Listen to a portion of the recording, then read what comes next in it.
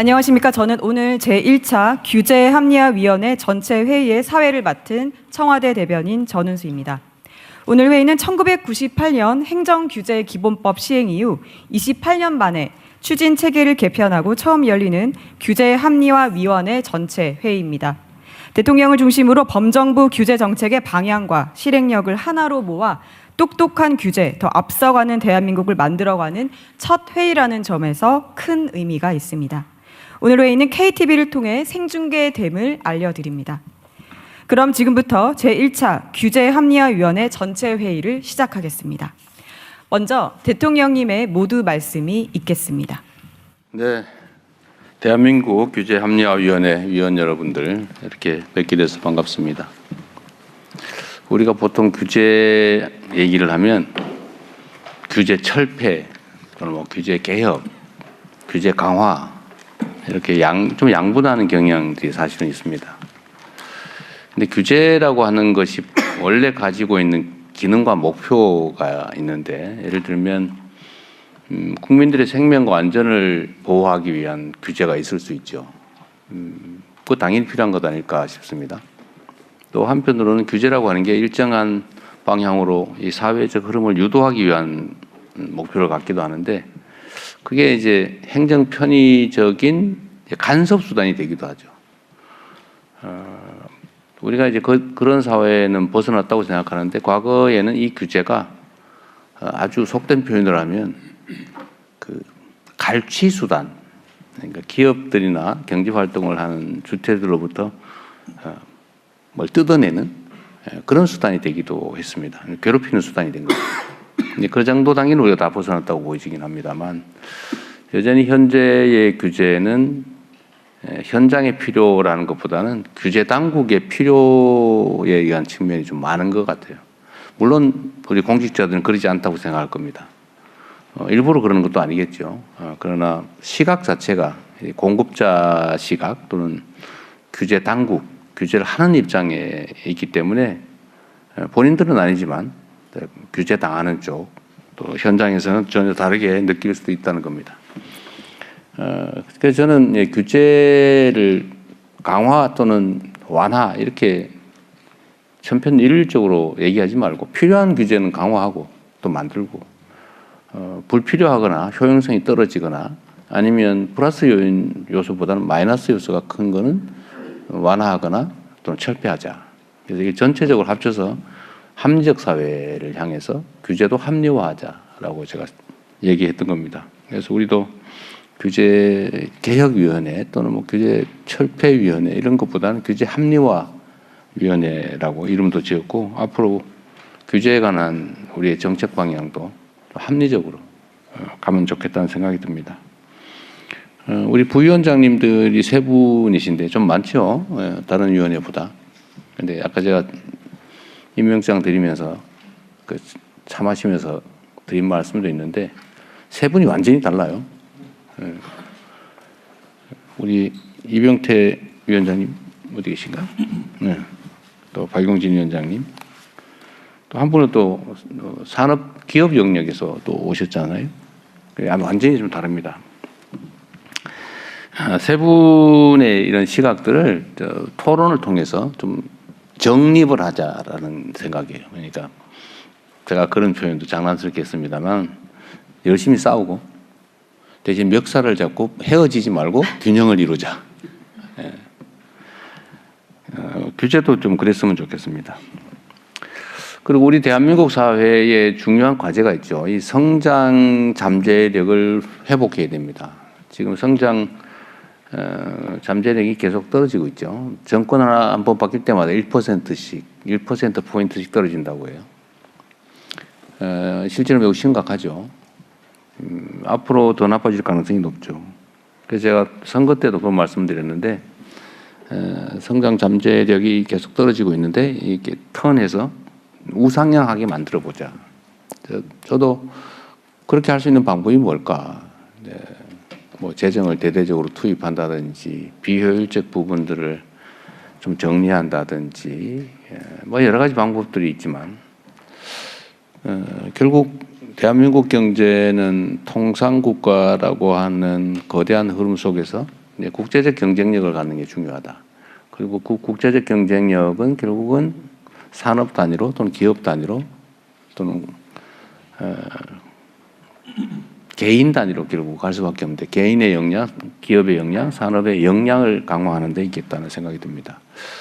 이를 위해서 우리가 할 수 있는 방안들 중에 어쨌든 불필요하거나 비효율적인 규제들을 정리하는 것. 이 규제를 좀 소위 글로벌 스탠다드화하는 것, 국제 표준에 맞춰가는 것. 그리고 첨단 기술, 첨단 산업 분야에 있어서는 좀 네거티브 규제로 전환하는 게 이런 게 필요하겠다는 생각을 하게 됐어요. 네거티브 규제 그러면 여기 있는 계신 분들은 뭐 다 알겠지만 우리가 보통은 정부에서 정해주죠. 이것만 해라. 포지티브하게 할 수 있는 것만 쫙 나열하고 그 외에는 절대 금지. 지금까지 그래왔습니다. 그게 나름의 이유가 있죠.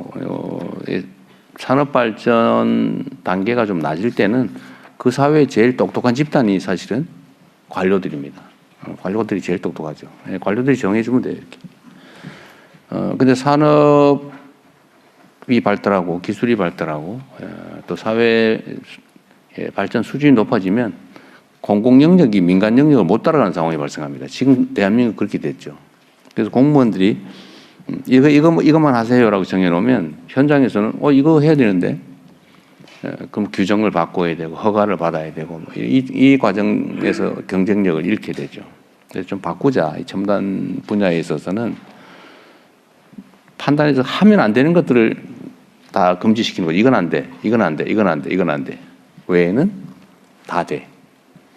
필요하면 규제를 추가하죠. 이런 시스템으로 좀 바꿔야 되지 않겠냐라고 하는 게 소위 네거티브 규제 시스템인데 저도 사실 말은 이렇게 해놓고 엄청 불안해요. 사고 나면 어떡하지?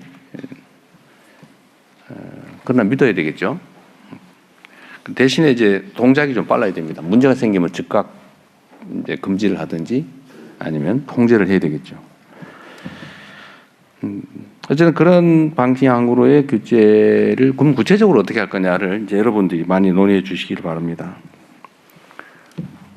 대한민국 경제가 다시 살아나는 성장 잠재력을 회복하는 길 중에 매우 중요한 방식 중에 하나가 이제 규제 합리화이고, 근데 이게 전국의 단위로 좀 일률적으로 할 수 있냐? 또 그건 또 아닌 측면이 있어요.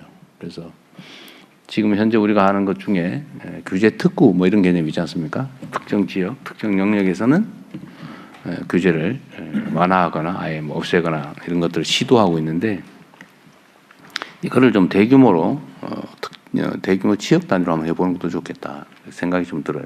준비도 하신 것 같습니다.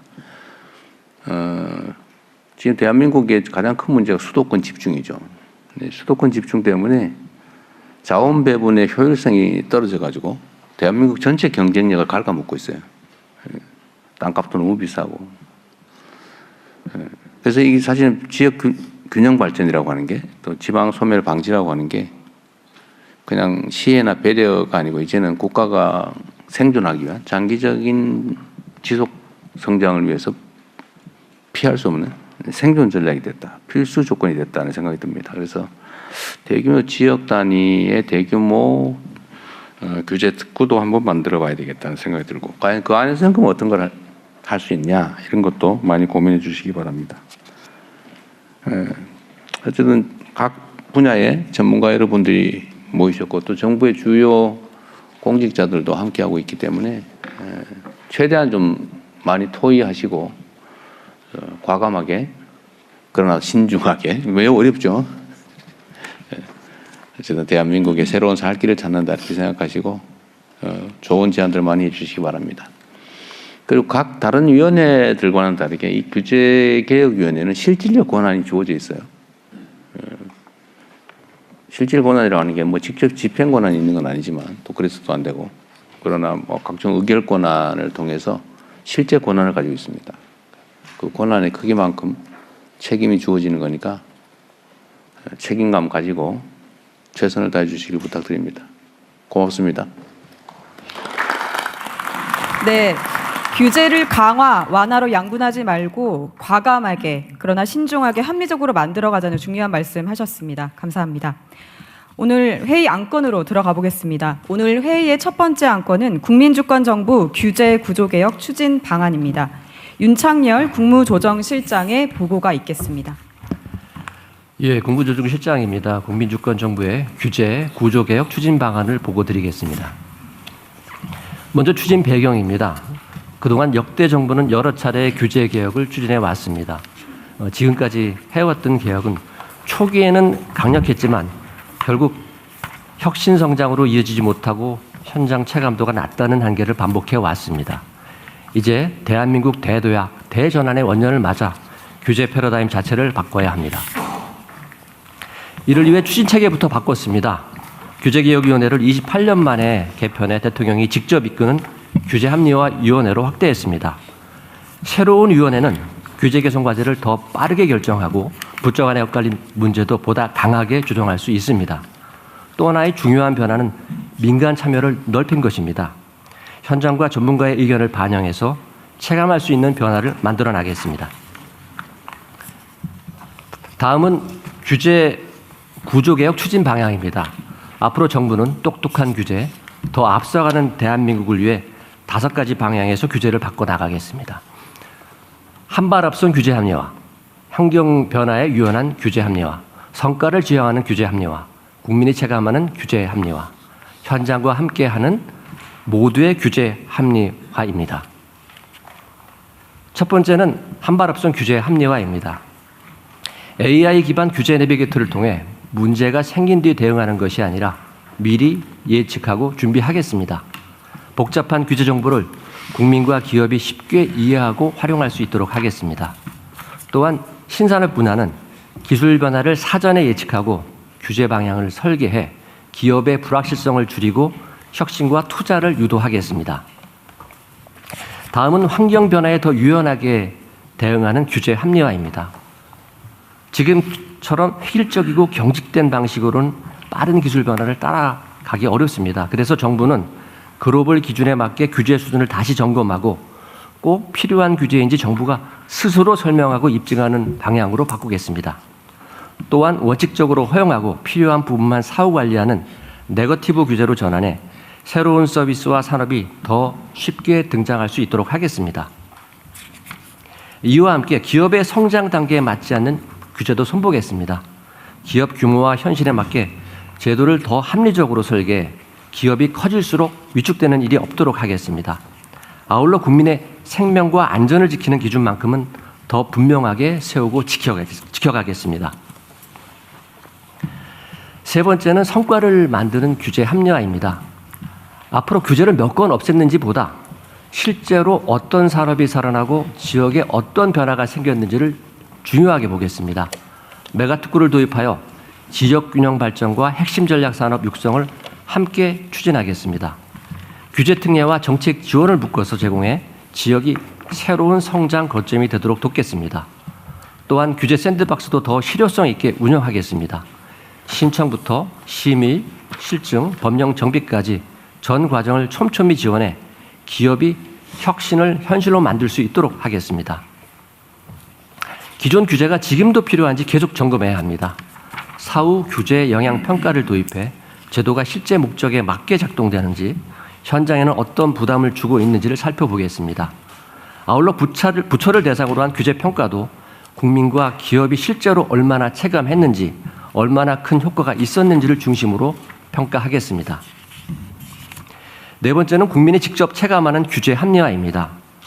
국민과 기업은 규제 그 자체보다는 복잡한 서류와 행정 지연에 더 큰 불편을 느끼는 경우가 많습니다. 불필요한 행정 서류는 감축하고 행정 조사와 규칙 가운데 과도한 부담을 주는 부분은 정비하겠습니다. 또 적극 행정을 활성화하여 공무원이 규제 개선을 주저하지 않도록 제도적 보호를 강화하겠습니다. 마지막으로 현장과 함께 만드는 모두의 규제 합리화입니다. 온라인 소통 채널과 규제 합리화 현장 캠프도 운영하여 꼭 필요한 개선 과제를 발굴하겠습니다. 또한 이해관계가 얽혀 쉽게 풀리지 않는 규제 문제는 정부와 민간이 함께 논의하는 공론화, 수기를 통해 해결하겠습니다. 앞으로 규제합리화위원회는 분과위원회를 중심으로 규제 심사와 주요 합리화 과제들을 논의하고 대통령이 주재하는 전체 회의를 통해 핵심 과제를 발표해 나가겠습니다. 또한 국조실을 중심으로 범정부 차원에서 매월 이행 상황을 관리하면서 국민이 체감할 수 있는 성과 창출을 뒷받침하겠습니다. 국민주권정부는 똑똑한 규제 합리화로 도약하는 대한민국을 만들어 가겠습니다. 감사합니다. 네, 윤창열 국무조정실장님 감사합니다. 이어서 첫 번째 그 국무조정실장님 말씀을 잘 들었는데요. 어디 계시죠?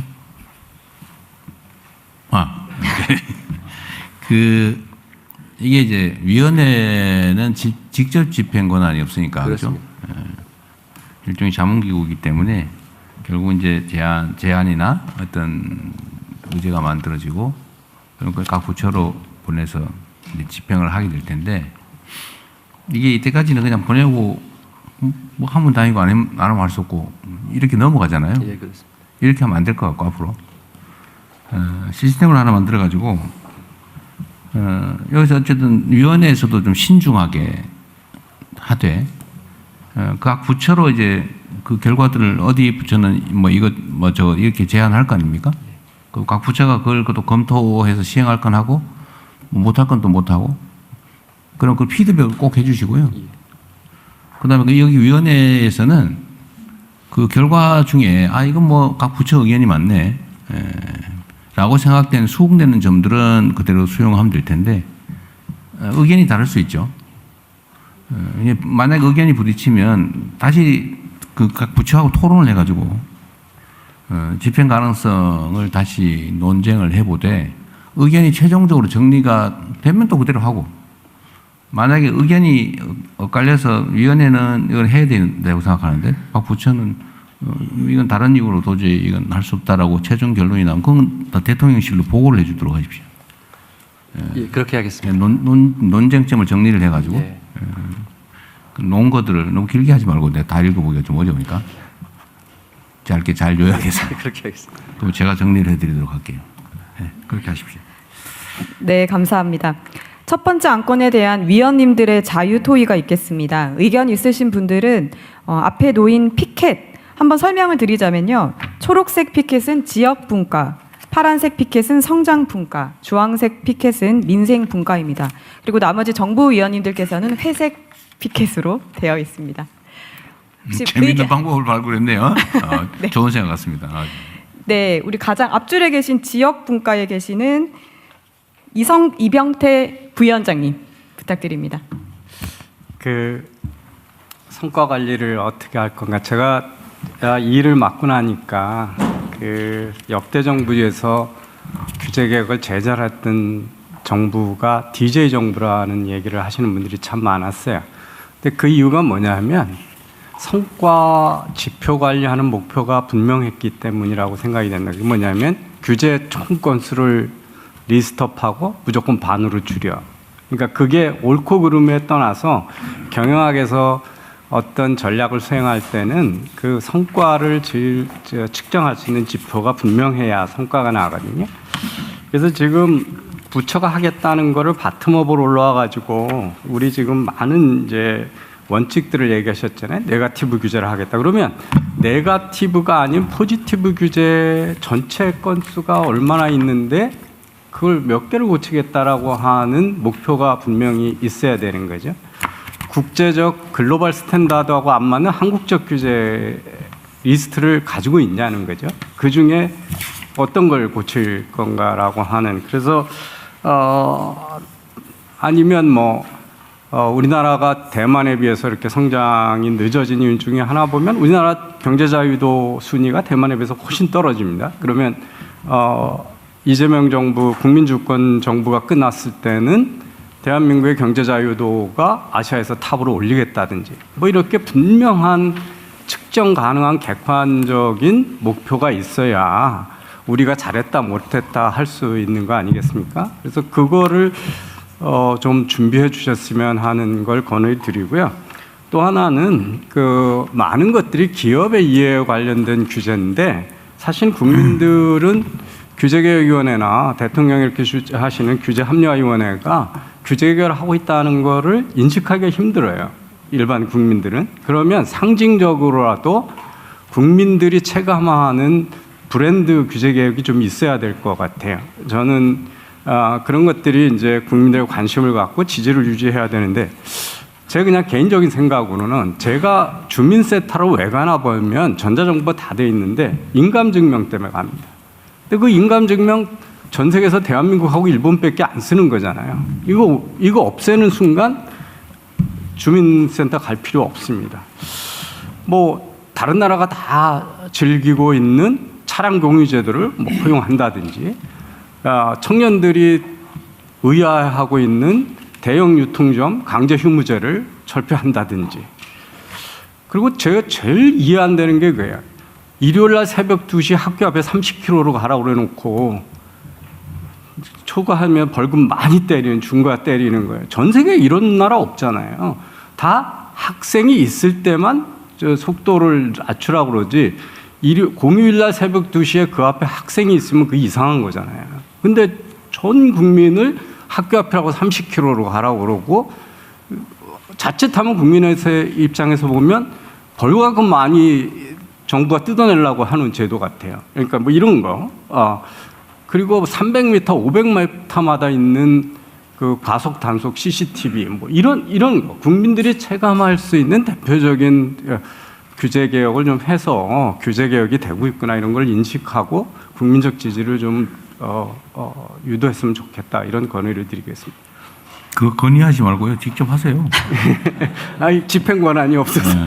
그러니까 규제 개혁의 목표를 설정하거나 아니면 구체적인 개별적인 규제 개혁의 안건들은 여기서 만들어서 제안을 타당성이 있다고 판단해서 각 부처에 제안하시면 각 부처가 집행하면 되고 또 예를 들면 규제 개혁의 목표도 각 부처 또는 국무조정실이 하기는 쉽지는 않은 상황이죠. 나름의 최선을 다하고 있다고 보기 때문에 그런 거죠. 근데 그거를 어떤 이런 민간 기구에서 좀 만들어서 강제해야죠, 강제. 저절로 하라면 안 하죠. 왜냐하면 지금 최선을 다해서 하고 있을 거거든요. 지금 나쁜 짓 하다고 생각하는 공무원은 없을걸요? 나름 지금 상태로 최선을 다하고 있을 겁니다. 여기서 열심히 해주세요. 우리 이병태 위원장님 특히. 네. 네, 시작 발언을 해주셔서 감사합니다. 또 다른 의견 있으신가요? 네, 이번엔 성장분과에 계신 이종원 위원님께 마이크 드리도록 하겠습니다. 예, 성장분과의 이종원입니다. 요 규제 행정 관련돼서 저는 이제 아주 작은 이슈긴 하지만 적극 행정에 대한 이슈를 갖고 한번 논의를 하고 싶고요. 어떻게 보면 대통령님이 적극 행정의 가장 큰 피해자일 수도 있을 것 같습니다. 요게 적극 행정이 왜 중요한지 하고 이제 뵀으니까 좀 정책적인 제안을 좀 드리도록 하겠습니다. 한 6년 전인가 7년 전에 제가 한 국립대 IT 자회사의 임원분한테 들은 얘기인데요. 그때 우리가 이 의료 AI에는 세계 1등이 될 수가 있었습니다. 왜냐하면 미국의 MIT, 존스 홉킨스 이런 데서 한국의 의료 데이터가 너무 좋기 때문에 그 데이터를 공동으로 활용하자. 그러면 우리가 관련 솔루션을 다 주겠다. 그러면 거기 이제 미국은 기본적으로 바이오 전문가 잘 아시지만 신약 개발하는데 8년에서 9년 1조 이상의 돈이 듭니다. 그거를 대폭적으로 의료 AI를 줄일 수 있는 그 기회가 우리가 선도했을 수 있었는데 거기 이제 병원장님이 공무원이셨어요. 의사셨어요. 그럼 이제 옆에 변호사분이 이거 그때는 이제 개보입법이 하기 전입니다. 이거를 하면 소송이 말릴 수 있다 하니까 그러면 아무리 좋은 제안도 이제 포기를 하신 거죠. 그게 뭐냐면 이제는 공무원들이 지키는 룰을 이렇게 하는 게 아니라 적극적으로 아까 네거티브로 패러다임을 바꾼다고 하셨는데 이제는 적극 행정, 특정 첨단 분야는 적극 행정으로 패러다임을 바꿔야 된다라고 생각을 합니다. 그러면 이제 이걸 어떻게 구현할 거냐? 사실 이게 적극 행정으로 패러다임을 바꾼다면 이제 해야 할 일들이 되게 많은데 그게 이제 간단히 생각한 내용은 그렇습니다. 우선 제도적으로 적극 행정으로 손을 봐야 될 게 너무 많습니다. 그러니까 예를 들면 지금 이제 AI 지금 대통령님이 열심히 추진하시는데 제일 큰 문제가 뭐냐면 한전의 많은 규정들이 무슨 설비를 제공할 수 있다라고 되어 있어요. 그러면 제공을 안 해도 되는 겁니다.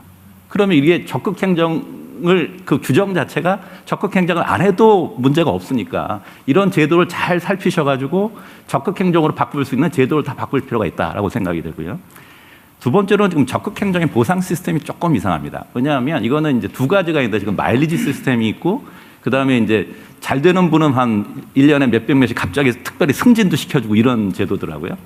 근데 사실 공직이라는 게 여러분 잘 아시다시피 개인 혼자 되는 게 아니라 조직이 하는 거고 그것도 단기적으로 이렇게 인센티브를 줄 게 아니라 이걸 기본으로 만들어야 되거든요. 그러니까 충주맹 같은 경우는 이제 적극 행정을 하신 분인데 최근에 사임을 하셨던 게 그렇더라고요. 그래서 저는 이 기본이 되는 그 특히 첨단 분야에 있는 분들은 그 평가에 적극 행정을 기본 점수로 넣자. 그래야 사람들이 기본적으로 그걸 해야 될 거로 생각하지 특별한 일이 아니다라고 생각이 됩니다. 세 번째로는 이제 제가 이제 가르치는 내용인데 지금 그 특히 첨단 분야에 있는 분들은 이 교육하고 이것을 마인드를 확 바꾸셔야 된다고 생각합니다. 그래서 지금 중앙교육연수원에 많은 교육 프로그램들이 좋은 프로그램이 많은데 적극적으로 혁신, 기업가 정신, 변화 그리고 세상의 변화 이런 거 중국이 이제 한 20여 년간 그 번영을 했던 기반에는 그 중무원들 교육을 세계의 석학을 데리고 세상에 어떤 기회가 있고 어떻게 가야 된다는 그런 걸 가르치고 토론했다고 해야 합니다. 그래서 우리 이쪽도 교육 자체를 완전히 혁신을 발견하고 그 채용하는 그런 교육 과제로 좀 바꿔야 되지 않을까. 이게 잠깐 생각한 게 한 3가지 정도만 이걸 좀 체계적으로 한번 연구를 해서 고민해 볼 수 있다고 생각합니다. 아주 재미있는 말씀 해주셨네요. 실제 공무원들이 그 사회에서 얼마나 큰 영향을 미치는지는 우리가 과거에 우리 스스로도 경험했고 지금도 그렇죠. 근데 공직자들이 어떤 마인드로 공무에 임하냐는 정말 그 나라 운명을 결정할 정도로 큽니다. 지금 대한민국 공직사회가 사실은 매우 이제 억압적인 문화 속에서 절대 문제되는 일은 하지 말자. 정말 심각한 문제입니다. 제가 적극 행정을 하다가 국민들의 평가를 받아 이 자리에 오기도 했지만 또 한편으로는 그것 때문에 평생 고생하고 있잖아요. 수사, 감사 아무거나 열심히 하면 문제되고 열심히 안 하면 문제가 안 되는. 어쨌든 그 문제도 아주 좋은 지적을 해 주신 것 같아요. 네, 이런 거 얘기 좀 많이 좀 해주시면. 여기 인사혁신처도 와 있나요? 인사혁신처는 임명장 주고 가버리신 모양인데. 잘 나중에 전달. 국무조정실을 잘 챙겨주세요. 네. 네, 이번에는 민생분과에 계시는 박선규 위원님 맞으신가요? 네, 의견 부탁드립니다. 예, 안녕하세요. 민생분과 박선규 위원입니다. 저는 이제 규제 개혁위원으로 1년 반쯤 일하다가 지금 규제 합리화 위원으로 변경된 상태에서도 일을 할 수 있는 기회를 갖게 돼서 참 기쁘게 생각합니다. 조금 전에 대통령께서 규제의 기능에 대한 말씀을 주셨는데 그 중에 하나 사회적 흐름을 유도한다고 하는 이 부분에 전적으로 공감합니다. 그리고 그래야 한다고 생각하고, 근데 그 흐름의 방향이 저는 공정과 정의 쪽이라고 생각을 하거든요. 현장 중심의 그 규제에 대해서 지금 말씀을 주셔서 구체적인 2가지 사례만 좀 말씀을 좀 드리고 싶습니다.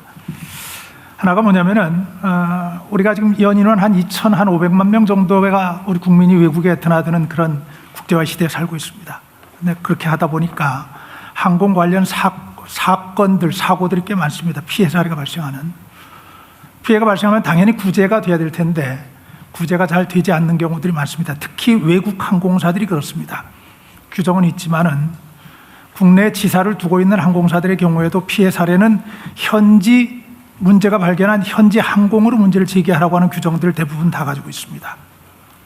그리고 어렵게 영어로 또는 다른 특수어로 문제를 제기한다고 하더라도 그것이 언제 해결될지에 대해서는 누구도 알지 못합니다. 전적으로 그분들의 항공사의 손에 달려 있습니다. 이런 문제를 규제개혁위원으로 여러 차례 제기를 했었는데 해결의 기미가 보이질 않습니다.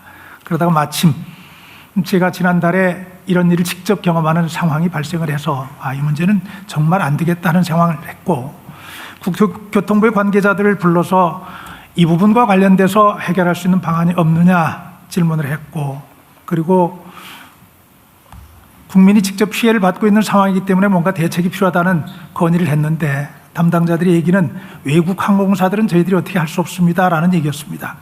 이해가 잘 안 되는 얘기였죠. 분명한 피해 사례가 있는데 외국 항공사이기 때문에 손을 댈 수 없다.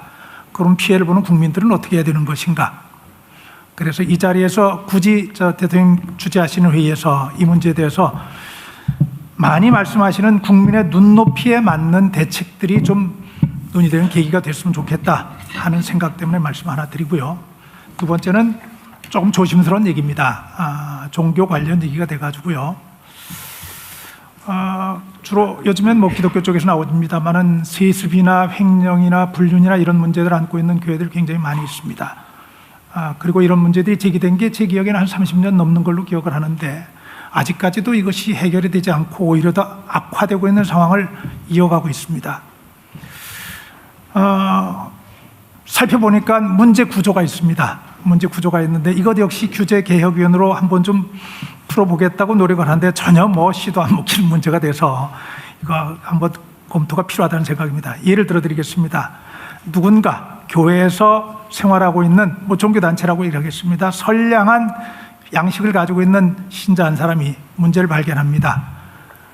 돈이 잘못 쓰이고 있다든지 횡령이 일어나고 있다든지 아니면은 거기 뭐 안 좋은 일이 났다든지 그런데 이런 문제를 제기할 때는 문서로 제기를 하게 되어 있습니다.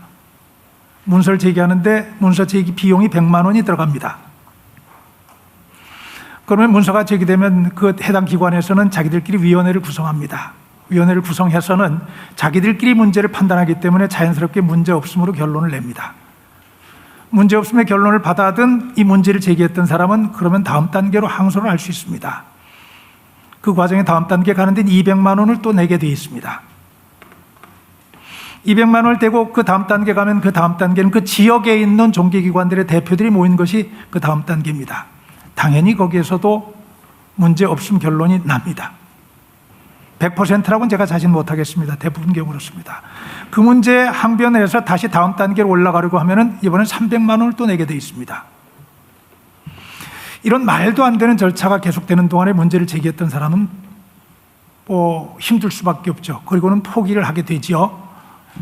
그 조직 내에서는 낙인이 찍히고 그래서 그 사람은 결국은 단체를 떠나게 되고 떠나게 되면은 이런 문제들은 더 심화되고 더 악화되면서 문제가 계속됩니다. 이게 지금 문제 종교 집단, 문제 교회들 뭐 이런 데를 둘러싸고 있는 구조의 핵심이라고 말씀드릴 수 있겠습니다. 네, 약간 압축시켜서 말씀해 주시면 짧게만 이제 감사하겠습니다. 결론을 말씀드립니다. 대통령께서 특정 종교긴 하지만 통일교 문제에 관련해서 강력한 의지를 가지고 종교 본질 이외의 문제에 대해서 문제 있는 부분을 이렇게 살피고 있는 부분을 굉장히 의미 있게 지켜보고 있습니다.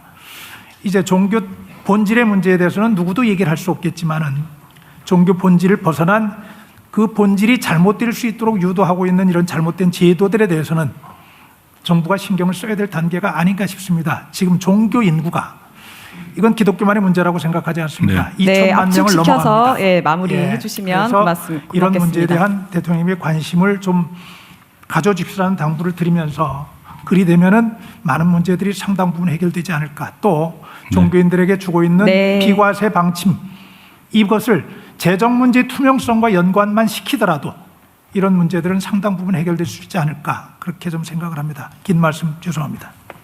네, 감사합니다. 또 다른 의견 또 받겠습니다. 네, 여기 지역 분과에 계시는 정상훈 위원님께 발언권 드리도록 하겠습니다. 예, 지역분과 정상훈 위원입니다. 저는 뭐 사회생활 크게 보면 3분의 1은 기업에서 일을 했고요. 그리고 3분의 1은 시민사회에서 일을 했습니다. 그리고 나머지 3분의 1은 중앙정부에서 정부혁신 관련된 일을 하고 그다음에 지방연구원에서 ESG 연구를 좀 했었는데요. 지금은 사회연대경제 최초로 그 상장을 준비하고 있는 창업교육을 하는 유디임팩트라는 데서 경영고문으로 같이 일을 하고 있습니다. 지금은 사실 한동안은 이제 세상이 전환기에 있다는 이야기를 저희가 많이 했었는데 저는 지금은 AI 또 세계화 해체 또 다극 패권주의 때문에 이제 세상이 달라졌다고 생각합니다. 그래서 그런 관점에서 지금 규제 패러다임의 대전환의 측면에 적극적으로 동의하고요. 오늘의 국민주권정부 규제 구조개혁 추진 방안의 전략적 방향에 전적으로 동의합니다. 다만 이제 계획은 1%에 불과하다고 생각하고 실행이 99%고 성과가 99%라고 생각하는데 관련해서 두 가지 정도 좀 말씀을 드리고 싶습니다. 먼저 오늘 그 글로벌 스탠다드 규제 입증제도 관련된 내용이 있었는데 사실 취지는 공감하는데 이 스탠다드 기준을 뭘로 할 거냐, 또 이 범위가 굉장히 광범위하고 그래서 쉽지 않아 보입니다. 그래서 아이디어를 하나 드리고 싶습니다.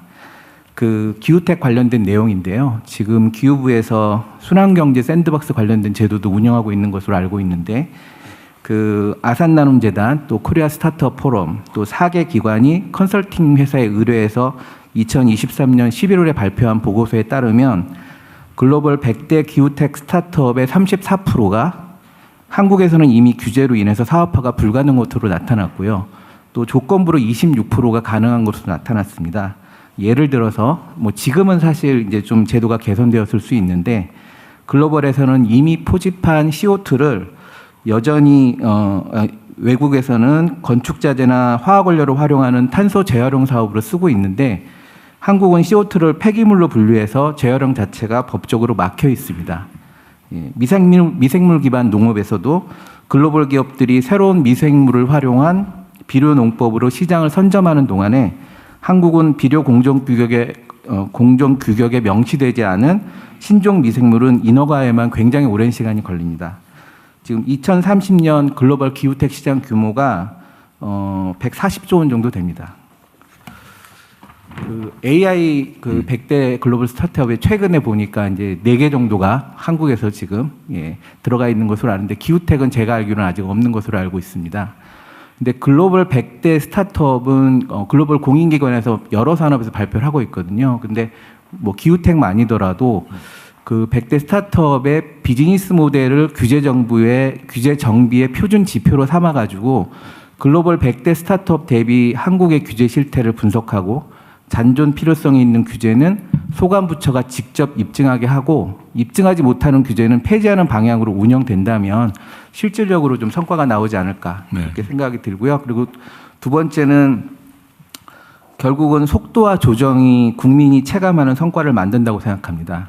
근데 제가 이제 저희 이재명 정부의 속도에 약간 놀란 게 제가 3월 10일 날 위촉 임명됐다고 문자를 받았는데 12일 날 심사 요청이 왔습니다. 그래서 위촉장을 오늘 받았고요. 그 사이에 벌써 10건 정도를 했는데 제가 쭉 살펴보니까 이해관계자가 이견이 없는 입법 예고에서 이해가 없는 것도 6개월 이상이 또 걸리더라고요. 그래서 지금 사실 제가 이제 들어와서 규제심사 전체 프로세스를 쭉 봤는데 굉장히 촘촘하고 깁니다. 너무 당연한 얘기기도 하지만 이해관계자 없거나 이 전체 프로세스를 좀 살펴서 좀 단축할 수 있거나 속도를 얼마나 빨리 될 수 있을지도 굉장히 중요하다고 생각이 들거든요. 그래서 뭐 예를 들면은 애플이나 테슬라나 또 자라 같은 기업 같은 경우 보면 자라를 보면 보통 6개월에서 2년 정도 옷이 출시되는데 시간이 걸리는데 그 제품 설계 자체를 완전히 압축을 시켜가지고 2주 만에 옷들을 출시할 수 있게 그렇게 지금 소위 말해서 동시 병행 설계 방법론을 통해 가지고 애플도 마찬가지고요. 그래서 빠르게 제품을 만들어내기도 합니다. 그래서 그 정책 입안이 대충 구체화된 초기 시기에 사전 쟁점 확인 절차를 만들어서 규제위 그다음에 뭐 규제 영향 분석 담당 연구자 뭐 그 기타 부처들이 하루 정도만 모여서 어떤 게 주요 쟁점이 될지만 좀 확인할 수 있으면 좋겠다 이런 생각이 들고요. 그리고 마지막으로 좀 이 속도 조정과 관련해서는 그 미국의 차르 제도 대통령님 잘 아실 거라고 생각이 드는데 차르 제도 같은 거 특히 메가특구 같은 이런 복잡한 규제 같은 경우에는 대통령의 위임과 그다음에 조정 권한을 좀 위임을 받아서 다부처뿐이 아니라 이건 입법 문제도 크다고 봅니다. 그래서 메가특구 짜르 같은 걸 도입하면 어떨까 그런 생각이 듭니다. 네, 네. 그것도 한번 여러분 의논해 주시고요. 저 박용진 부위원장이 하실 말씀 있나 본데. 네. 예, 감사합니다. 대통령님께서 앞서 말씀해 주신 우리 규제합리화위원회의 이제 프로세스 관련해서요.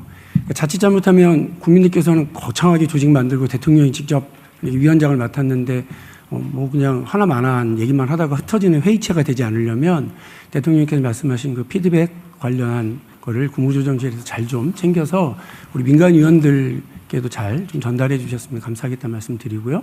저도 지금 말씀해 주신 우리 이제 과제와 관련해서 제일 눈에 띄는 게 국민들이 체감하는 그 적극 행정 분야이거든요.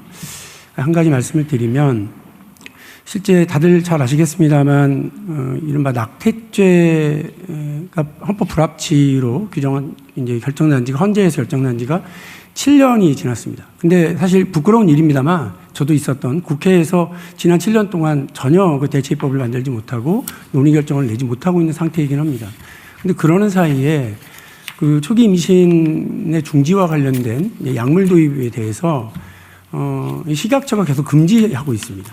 근데 이 약물은 다들 아시는 것처럼 세계 100여 국가에서 이미 허용을 하고 있고 또 WHO에서는 필수 의약품으로 규정을 하고 있습니다. 그리고 심지어 아직 관련법이 되어 있지 않아서 못한다라고 하는 식약처가 이렇게 로펌 등 7곳에 의견을 물었는데 관련법이 개정되지 않더라도 약물 허용은 충분히 가능하다라는 의견을 받았음에도 불구하고 식약처가 하고 있지 않은 이유는 제가 볼 때는 아마 적극 행정을 했을 때 이게 닥쳐오는 뒤책임, 누가 져야 되는지에 대한 두려움, 걱정 이런 것들이 있기 때문 아닐까 싶습니다. 오늘 이제 이 자리에는 식약처에서는 안 나와 오셨습니다만 우리 보건복지부 장관님도 계시고 하니까 이 문제에 대한 논란은 잘 아실 테고요. 이미 할 수 있는 일인데 하고 있지 않은 거라면 사실은 소리 없는 강력한 규제가 될 수도 있거든요. 국민들이 볼 때는 답답하고 불법 유통 그리고 약물 오남용에 의한 피해, 2차, 3차 피해 등등이 있기 때문에 이 부분에 대해서 좀 적극적으로 검토하고 해결해 나가는 것 그리고 두 번째로는 관련된 어떤 면책 관련한 가이드라인이 좀 분명해졌으면 좋겠다. 전체 부처 식약처뿐만 아니라 모든 부처에서 그래야 적극 행정이 가능하지 않겠느냐라고 하는 말씀 드리겠습니다. 네. 대통령님, 저희 두 번째 안건 넘어가기 전에 바로 왼쪽에 계신 남궁범 위원장님께도 발언을 요청드리는 게 어떨까요? 사회자 마음대로 하세요. 네, 알겠습니다. 왜 그건 나한테 물어보세요? 안녕하세요. 남궁범입니다. 예. 짧게 한 말씀 드리겠습니다. 과거 국가도 기업도 막 시작 단계였을 수십 년 전에는 국가가 경제 성장을 하기 위해서 리딩을 했습니다. 그걸 위해서 당시에는 대단한 지원들을 기업의 많은 지원을 통해 가지고 기업의 성장을 도왔고 그게 어느 단계에 들어서면서부터는 기업이 일정 정도 커왔을 때는 국가가 기업에 대한 다양한 규제들을 내놓게 됐습니다. 현재 상태를 놓고 보면은 수출 기준으로 세계 6위 작년도에 많은 언론 보도가 있었지만 그다음에 7천억 불을 넘는 이제 수출 국가로 성장을 한 현재 단계에서 국가와 기업이 어떤 형태로의 협의와 어떤 형태로의 관계를 설정을 해서 지금보다 훨씬 더 뛰어넘는 1조 불, 2조 불을 달성할 수 있는가에 대한 굉장히 중요한 전환기에 있다고 생각을 합니다. 그래서 과거에 국가가 경제를 이끌어 나갈 수 있다는 거에서 현재는 국가와 기업이 손을 잡고 같이 나가야 되는 시점이 아닌가 이렇게 생각을 하고 후대의 미래의 후대를 위해서는 어느 시점에선가는 기업의 자율성을 최대한 보장하고 국가가 경제 성장을 위한 최대한의 뒷받침을 해줄 수 있는 든든한 배경이 되는 이런 시점이 조만간 올 거라고 생각을 합니다. 그래서 규제는 경제 논리와 마찬가지로 최소한의 규제로 최대한의 성과와 기업의 성장, 국가의 성장이 동시에 이루어져야 된다고 생각을 합니다. 그래서 위원회 활동을 통해서 기업 성장을 돕고 또 합리적인 개선을 통해서 일반 사회생활에는 활력을 불어넣어서 지금보다 더 국가가 훨씬 더 성장하고 또 국민이 더 행복해질 수 있는 방법을 찾아 저도 열심히 노력하도록 하겠습니다. 네, 의견 감사합니다.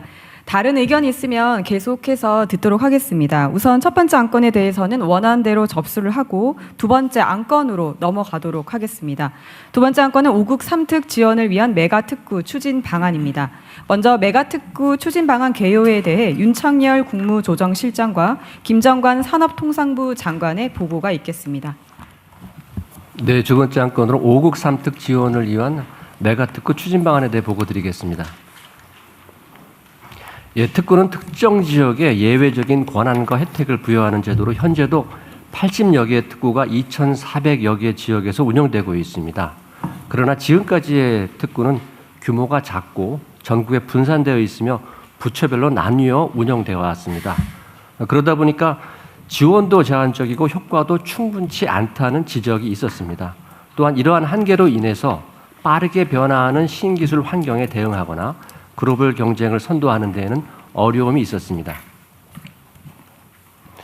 이러한 기술 백경 경쟁 상황에서 미래의 주도권을 잡기 위해서는 더 큰 규모와 더 과감한 속도로 지원할 수 있는 새로운 접근이 필요합니다. 트럼프 정부에 마가가 있다면 우리는 메가를 선택해야 합니다. 메가 특구는 4가지 점에서 안 어울려요 그거. 나는 뭘 좀 해야긴 했는데. 메가 특구는 4가지 점에서 기존 특구와 차별화됩니다. 첫째, 기업과 지역의 실제 수요를 메가급으로 반영합니다. 둘째는 규제 개선과 행정 절차를 메가급 속도로 처리합니다. 셋째는 초광역 단위의 메가급 지원을 집중 제공합니다. 넷째는 이를 통해서 지역 성장과 전략산업 육성의 효과를 극대화하겠습니다. 궁극적으로 5국 3특 지역 균형 성장을 구현하는 데 있어 핵심 성장 거점이 될 것입니다. 메가특구는 지역과 기업이 체감할 수 있는 변화를 만들기 위해 크게 2가지 수단을 활용합니다. 먼저 규제 특례입니다. 기업 활동을 제약하는 규제를 완화하거나 유연하게 적용하여 보다 자유로운 환경에서 혁신이 이루어질 수 있도록 합니다. 다음은 정책 패키지입니다. 재정, 금융, 세제 지원은 물론 인재 확보와 인프라 구축, 산업 생태계 조성까지 기업 활동 전반을 통합적으로 지원합니다. 이를 통해 기업과 지역이 원하는 최고 수준의 비즈니스 환경을 조성하는 것이 목표입니다. 규제 특례는 3가지 방식으로 운영됩니다. 먼저 메뉴판식 규제 특례입니다. 기업과 지방정부가 필요로 하는 규제 완화 항목을 미리 준비된 형태로 제공하여 쉽고 빠르게 선택할 수 있도록 한 제도입니다. 관계부처와 수십 차례 협의를 거쳐서 공통 특례 약 230개와 산업별 특례 약 70개를 선별하고 입법을 추진 중인 메가특구 특별 법안에 담았습니다. 두 번째, 수요 응답형 규제 유예입니다. 메뉴판은 없지만 현장에서 규제 개선이 필요할 경우 기업이나 지방정부가 직접 요청하면 심의를 거쳐 규제를 합리적으로 배제하거나 완화하는 방식입니다. 마지막으로 업그레이드 규제 샌드박스입니다. 기존에도 규제 샌드박스가 있었지만 메가특구에서는 이를 한 차원 더 높게 끌어올렸습니다. 신기술과 신서비스를 더 넓은 범위에서 실증할 수 있도록 절차를 간소화하고 심의 기간을 단축하며 실증 기간도 유연하게 운영합니다. 지금 보시는 메가특구 사례와 같이 3가지 규제 특례를 활용하면 공장 인허가는 더 쉽게 처리되고 자율차 등 미래 신기술은 기업이 요구하는 수준으로 최대한 실증할 수 있게 됩니다. 아울러 기업이 지역으로 이전하는 데 큰 어려움이 없도록 의료, 교육, 주택 등 정주 여건도 상당히 개선될 수 있습니다. 결과적으로 메가특구를 통해 기업의 혁신은 가속화되고 지역 경제는 새로운 성장 동력을 얻게 될 것입니다.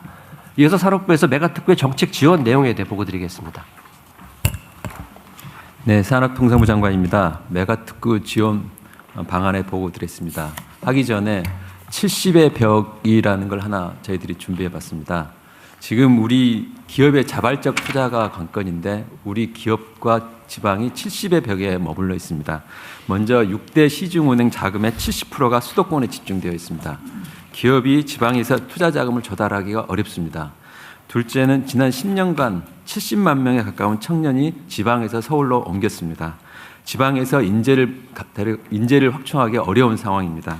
아울러 연구개발 투자도 70%가 수도권에 집중되어 있습니다.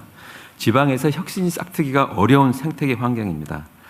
기업이 지방에서 가야 비즈니스를 제대로 할 수 있다는 소리가 나도록 70의 벽을 깨는 과감하고 파격적인 인센티브와 환경 조성이 필요하다고 생각합니다. 정부는 기업이 지방에 투자하는 것이 최고의 전략이 될 수 있도록 지방 주도 성장의 뉴노멀을 만들어야 됩니다. 이를 위해 투자 인센티브, 활동 기반, 산업 생태계라는 3개의 축으로 7개의 패키지를 파격으로 지원할 예정입니다.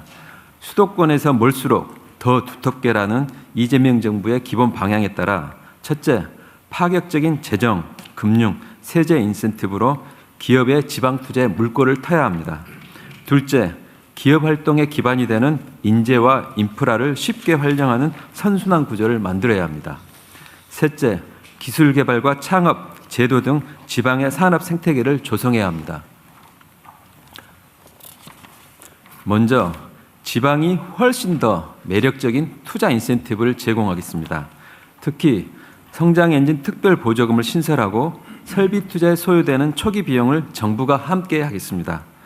특히 행정통합 지역의 경우에 5조 원의 인센티브와도 연결하여 기업의 대형 투자 촉진에 기여하도록 하겠습니다. 또한 지방의 40% 이상을 투자하는 70%의 벽을 깨는 국민성장펀드, 지역성장펀드 등을 통해 지분 투자, 대출 등 다양한 방식으로 자금 공급을 대폭 확대하겠습니다. 대규모 지방 투자에 대해서는 기회발전 특구 등의 세제 혜택을 활용하여 기업의 비용 부담을 확실히 줄이겠습니다. 이를 통해 기업들이 자발적으로 기업에 가는 게 훨씬 더 유리한 인센티브 구조를 만들겠습니다. 둘째, 기업 활동의 기반이 되는 인재 인프라 등이 지방에 훨씬 더 풍부한 활동 기반을 확실히 만들겠습니다. 우선 거점 국립대학교를 중심으로 지역 전략산업 국가대표 단과대 융합연구원 9곳을 집중 육성하여 현장 맞춤형 인재를 매년 1,500명 이상 육성하겠습니다. 지역 전략산업을 중심으로 국가 첨단 산업을 지속적으로 확대하고 제조 AX, 맥스 클러스터를 지방 중심으로 활성화하겠습니다. 아울러 글로벌 환경 규제에 선제적으로 대응할 수 있는 R200 산단을 조성하여 지산 지소형 에너지 체계까지 빈틈없이 구축하겠습니다. 교육, 정주 여건, 노동, 의료 인프라 등 각종 인프라가 지방 중심으로 새롭게 구축하여 기업이 가고 싶은 메가특구로 만들겠습니다. 마지막으로 기업인들이 지방에서 더 활기찬 생태계를 조성하겠습니다. 지방에서 기업이 원하는 기술 개발에 마음껏 도전할 수 있는 지역 자율형 R&D를 대폭 확대합니다. 아울러 지방의 벤처기업과 청년 창업가들이 창의성을 발휘하고 창업할 수 있는 10개의 지역 거점 창업도시를 조성합니다. 기업이 성장 과정에서 부딪힐 수 있는 제도적 걸림돌도 제거합니다. 특히 메가특구 내에서는 주요 인허가는 신속하게 처리하여 기업들의 투자의 골든타임을 놓치지 않도록 하겠습니다. 이를 통해 메가특구에서는 기업의 상업 생태계가 더욱더 활성화되도록 하겠습니다. 어제 국무회의에서 통계 작성 이래 역대 정부 중 유일하게 처음으로 지방의 취업자 수가 큰 폭으로 증가하는 고무적인 성과가 있었다는 보고가 있었습니다. 메가특구를 통해 이러한 지방 일자리를 확대하고 지역이 성장을 주도할 수 있도록 최선을 다하겠습니다. 감사합니다. 네, 감사합니다. 메가특구 추진 방안 전반적인 개요에 대해서 말씀해 주셨습니다. 이어서 분야별 메가특구 추진 방안에 대한 보고가 있겠습니다. 먼저 김정관 산업통상부 장관의 보고를 시작으로 기후에너지환경부 장관, 보건복지부 장관, 국토교통부 장관의 분야별 보고가 있겠습니다.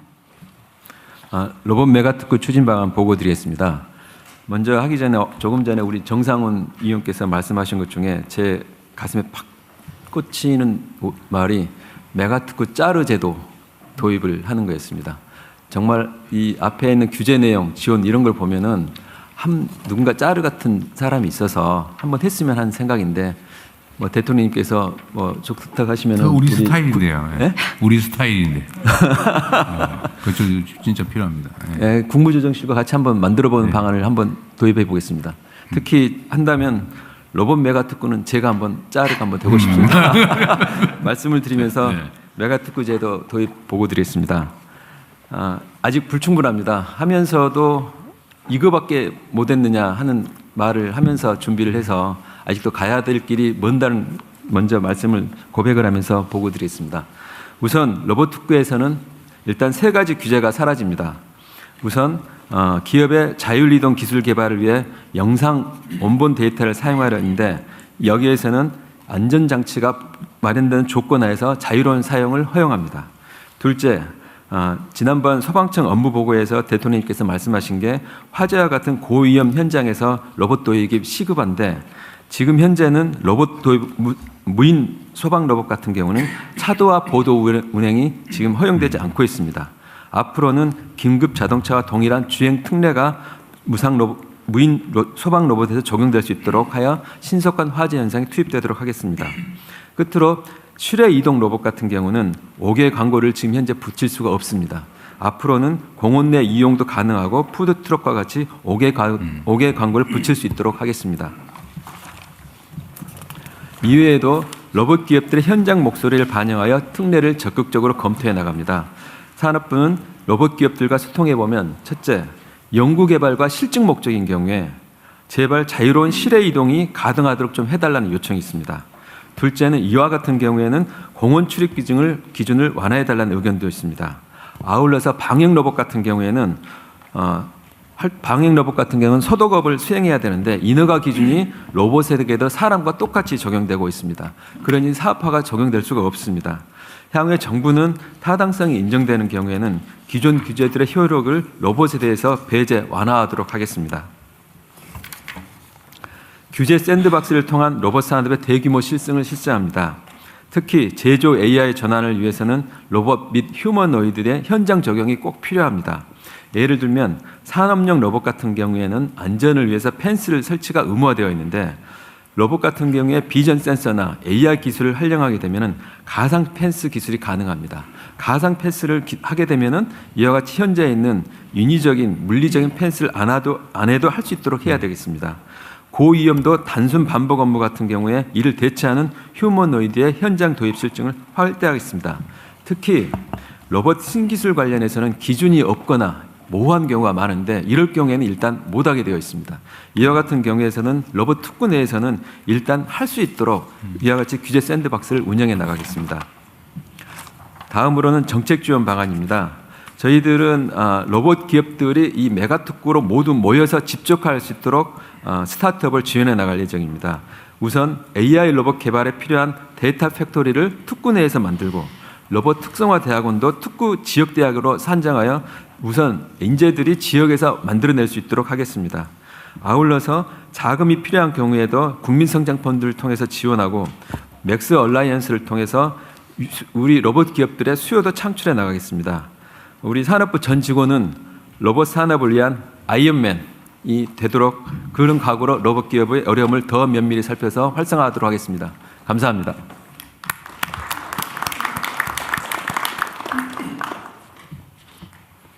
네, 기후에너지환경부 장관입니다. 보고드리기에 앞서서 우리 정상훈 위원님께서 기후에 관심을 많이 가져주셨는데 기후 테크 영역이 굉장히 범위가 넓습니다. 그래서 얼마 전에 우리 중기부 장관님하고 기후 테크 얼라이언스 동행이라는 모임을 만들어서요. 기후 분야에서도 유니콘 기업을 반드시 만들어 보자고 한 바 있습니다. 규제 없이 잘 하도록 하겠습니다. 탄소 포집에 대해서도 말씀 주셨는데 그동안은 이제 탄소를 포집해서 배에 실어가지고 그 석유 채굴한 데다가 집어넣는 그런 방식을 많이 검토를 했었습니다. 근데 이게 실제로는 포집하는데 에너지 들고 수송하는데 집어넣는데 비용이 너무 많이 들어서 엄두를 잘 못 냈습니다. 그런데 그보다 훨씬 효과적인 방법이 포집해서 탄산 같은 걸 섞어가지고요. 탄산 칼슘을 만드는 소위 물질화하는 방식이 훨씬 더 효과가 높은 것으로 보여집니다. 그래서 그렇게 만드는 물질을 말씀하신 대로 이 건축 자재로도 쓰고요. 순도가 높은 거는 화장품 용기로도 쓰고 또 이 토양 정화제로도 씁니다. 그래서 그런 거를 더 활성화할 수 있도록 잘 챙기겠다는 말씀 드립니다. 보고 드리겠습니다.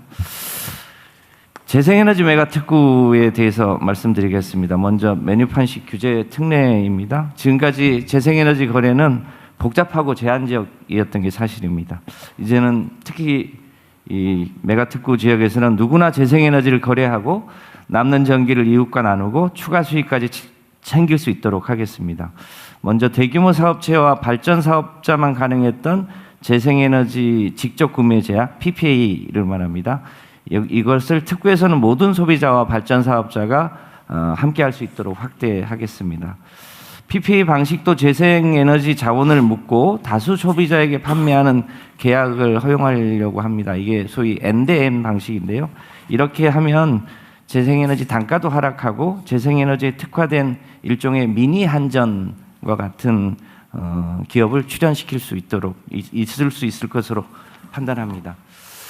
지금까지는 자가용 태양광에 남는 전기는 한전이나 전력시장에게만 사게 했습니다. 근데 앞으로는 이웃 간 거래를 할 수 있도록 하면 더 높은 수익을 창출할 수 있을 것으로 보입니다. 자가용 재생에너지도 발전량의 50%까지는 전력시장에 판매할 수 있도록 허용해서 더 많은 주민과 마을이 재생에너지를 통해서 수입을 올릴 수 있도록 하겠습니다. 전력 개통 영향 평가 항목을 또 대폭 간소화해서 기업이 개통 걱정 없이 지방에 투자할 수 있도록 하겠습니다. 다음 수요 응답형 규제 유예 분야입니다. 현장에서 기업이 느끼는 어려움을 신속하게 해결해 나가도록 하겠습니다. 지난번 제주 타운홀 미팅에 나왔던 얘기인데요. 배전망에 설치되는 ESS는 재생에너지 개통 제약을 해소할 수 있는 훌륭한 자원입니다만 망요금이 부과되고 있었습니다. 이 부분을 망요금 부과 없이 투자할 수 있도록 하고요. 이 부분을 전국으로 확대해 나갈 수 있도록 하겠습니다. 다음 이 업그레이드 규제 샌드박스 분야입니다. 전기차는 ESS와 함께 재생에너지 가능성을 보완할 수 있는 유력한 개통 유연성 자원입니다. 제주에서 실증하고 있는 V2G 실험을 메가특구 등 다른 지역으로도 바로 확대할 수 있도록 하겠습니다. 그 밖에 정책 지원 방안입니다. 재생에너지 직접 거래를 할 때 납부해야 하는 망요금을 녹색 프리미엄 재원을 활용해서 100% 지원하고 그 지원 기간도 대폭 늘리도록 하겠습니다. 메가특구에서 배전선로가 포화되어 재생에너지 설비가 접속되지 못하는 지역에는 정부가 재정을 지원해서 ESS 보급을 대폭 확대할 수 있도록 하겠습니다. 마이크로 그리드와 같은 유연성 자원을 지능적으로 활용해서 배전선로에 태양광을 최대한 많이 접속하고 AI 기술을 활용한 동적 제어로 배전망을 혁신해 나가는 것을 메가특구에서 전면적으로 실행해 나갈 수 있도록 하겠습니다. 이와 함께 재생에너지, AI 전력 등 신기술 R&D 투자와 함께 창업을 위한 실증 테스트베드를 구축하고 더 많은 청년들이 창업하고 전력 신산업 유니콘이 나올 수 있도록 적극 기후가 돕도록 하겠습니다. 이런 메가특구에서는 그동안 막혀있던 제도를 과감하게 풀어서 지역과 국민이 재생에너지로 행복한 미래를 실현하는 데 열심히 지원하도록 하겠습니다. 고맙습니다.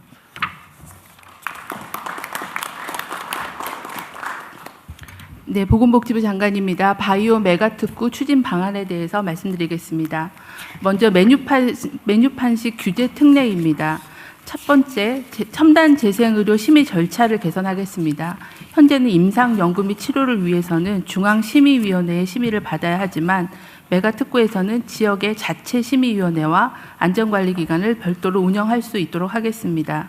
둘째, 첨단 재생의료 치료의 실시 요건을 확대하겠습니다. 현재 치료를 위해서는 동일한 목적과 내용의 임상연구가 사전에 완료되어야 하지만 메가특구에서는 기존 국내외 임상시험 자료까지 인정 범위를 확대하겠습니다. 절차를 혁신하고 요건을 완화하여서 첨단 재생의료에 대한 접근성을 획기적으로 개선하겠습니다. 셋째, 분산형 임상시험 특례를 허용하겠습니다. 현재 분산형 임상시험은 약사법상 제한되어 있지만 메가특구에서는 안전성이 확보된 판매 중인 의약품을 활용한 경우에는 분산형 임상시험을 허용하도록 하겠습니다. 넷째, 웰리스 뷰티 의료기기에 대한 규제를 완화하겠습니다. 현재 허가 시에 임상 시험 자료를 제출해야 하지만은 메가특구에서는 위험성이 낮은 의료기기에 대해서는 조건부 허가를 하여 우선 사용하도록 하고 실사용 데이터를 가지고 허가 시에 임상 시험 자료로 인정하도록 하겠습니다. 임상 방식을 다변화하고 실사용 데이터를 인정해서 임상 경쟁력을 높이고 시장 진입을 가속화하겠습니다. 메가특구 내 수요 응답형 규제 유예 제도를 통해서 기업의 요청에 탄력적으로 대응하겠습니다.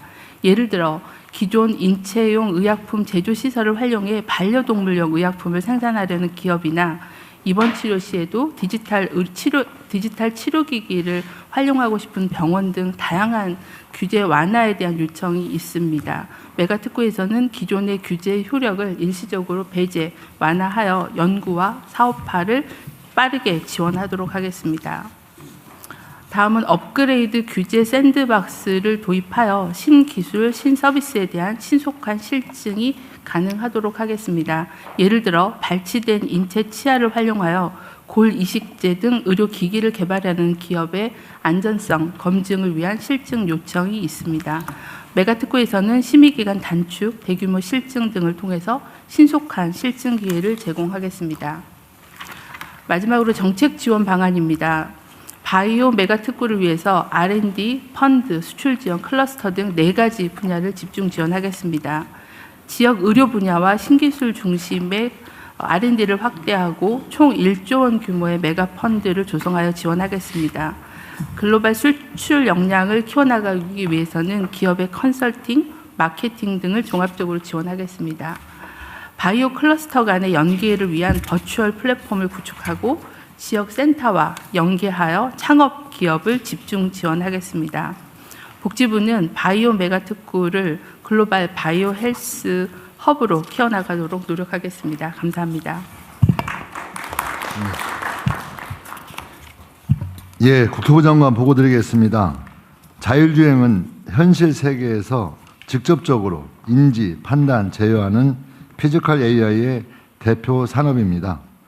실제 도로 환경에서의 대규모 실증 데이터를 수집, 학습하는 것이 기술 경쟁력을 좌우하는 핵심 요소입니다. 이에 자율주행 상용화 시대를 선도하고 글로벌 경쟁력을 갖추기 위해 규제는 과감히 혁신하고 산업은 파격적으로 지원하는 AI 자율주행차 메가특구를 추진하겠습니다. 첫째, 기존 규제의 과감한 개선입니다. 임시 운행 허가 권한을 시도시설까지 확대하여 지역 중심의 신속한 실증이 가능하도록 하겠습니다. 매년 수십여 개에 달하는 임시 운행 허가 수요를 국토부 장관이 처리하면서 신청부터 허가까지 수개월씩 소요되는 사례가 많았습니다. 이에 메가특구 시도지사도 임시 운행 허가를 할 수 있도록 개선하여 민간의 시험, 연구 수요에 탄력적으로 대응하고 지역 맞춤형 서비스 실증을 촉진할 것으로 기대합니다. 기업이 원하는 경우 일정 기간 규제의 효력을 정지하는 수요응답형 규제 유예 제도를 운영하겠습니다. 무인 DRT 운행 시 차량 내 운수 종사자가 근무하지 않으므로 운수 종사자에게 부여된 안전관리 준수 의무를 유예하겠습니다. 시속 40km 미만 무인 자율주행 셔틀은 주행저항 측정이 불가능하므로 측정 의무를 유예하고 임시 운행 허가 패스트트랙 대상도 확대하여 현장에서 원하는 기술 서비스가 구현될 수 있도록 적극 지원하겠습니다. 두 번째로 신산업 창출을 위한 기준 신설입니다. 그간 규제가 산업을 제한하는 요소로 작용했지만 앞으로는 신산업의 성장을 촉진하는 수단으로 활용하고자 합니다. 로보택시뿐만이 아니라 자율주행 렌터카도 시장에 출시될 수 있도록 개선하겠습니다.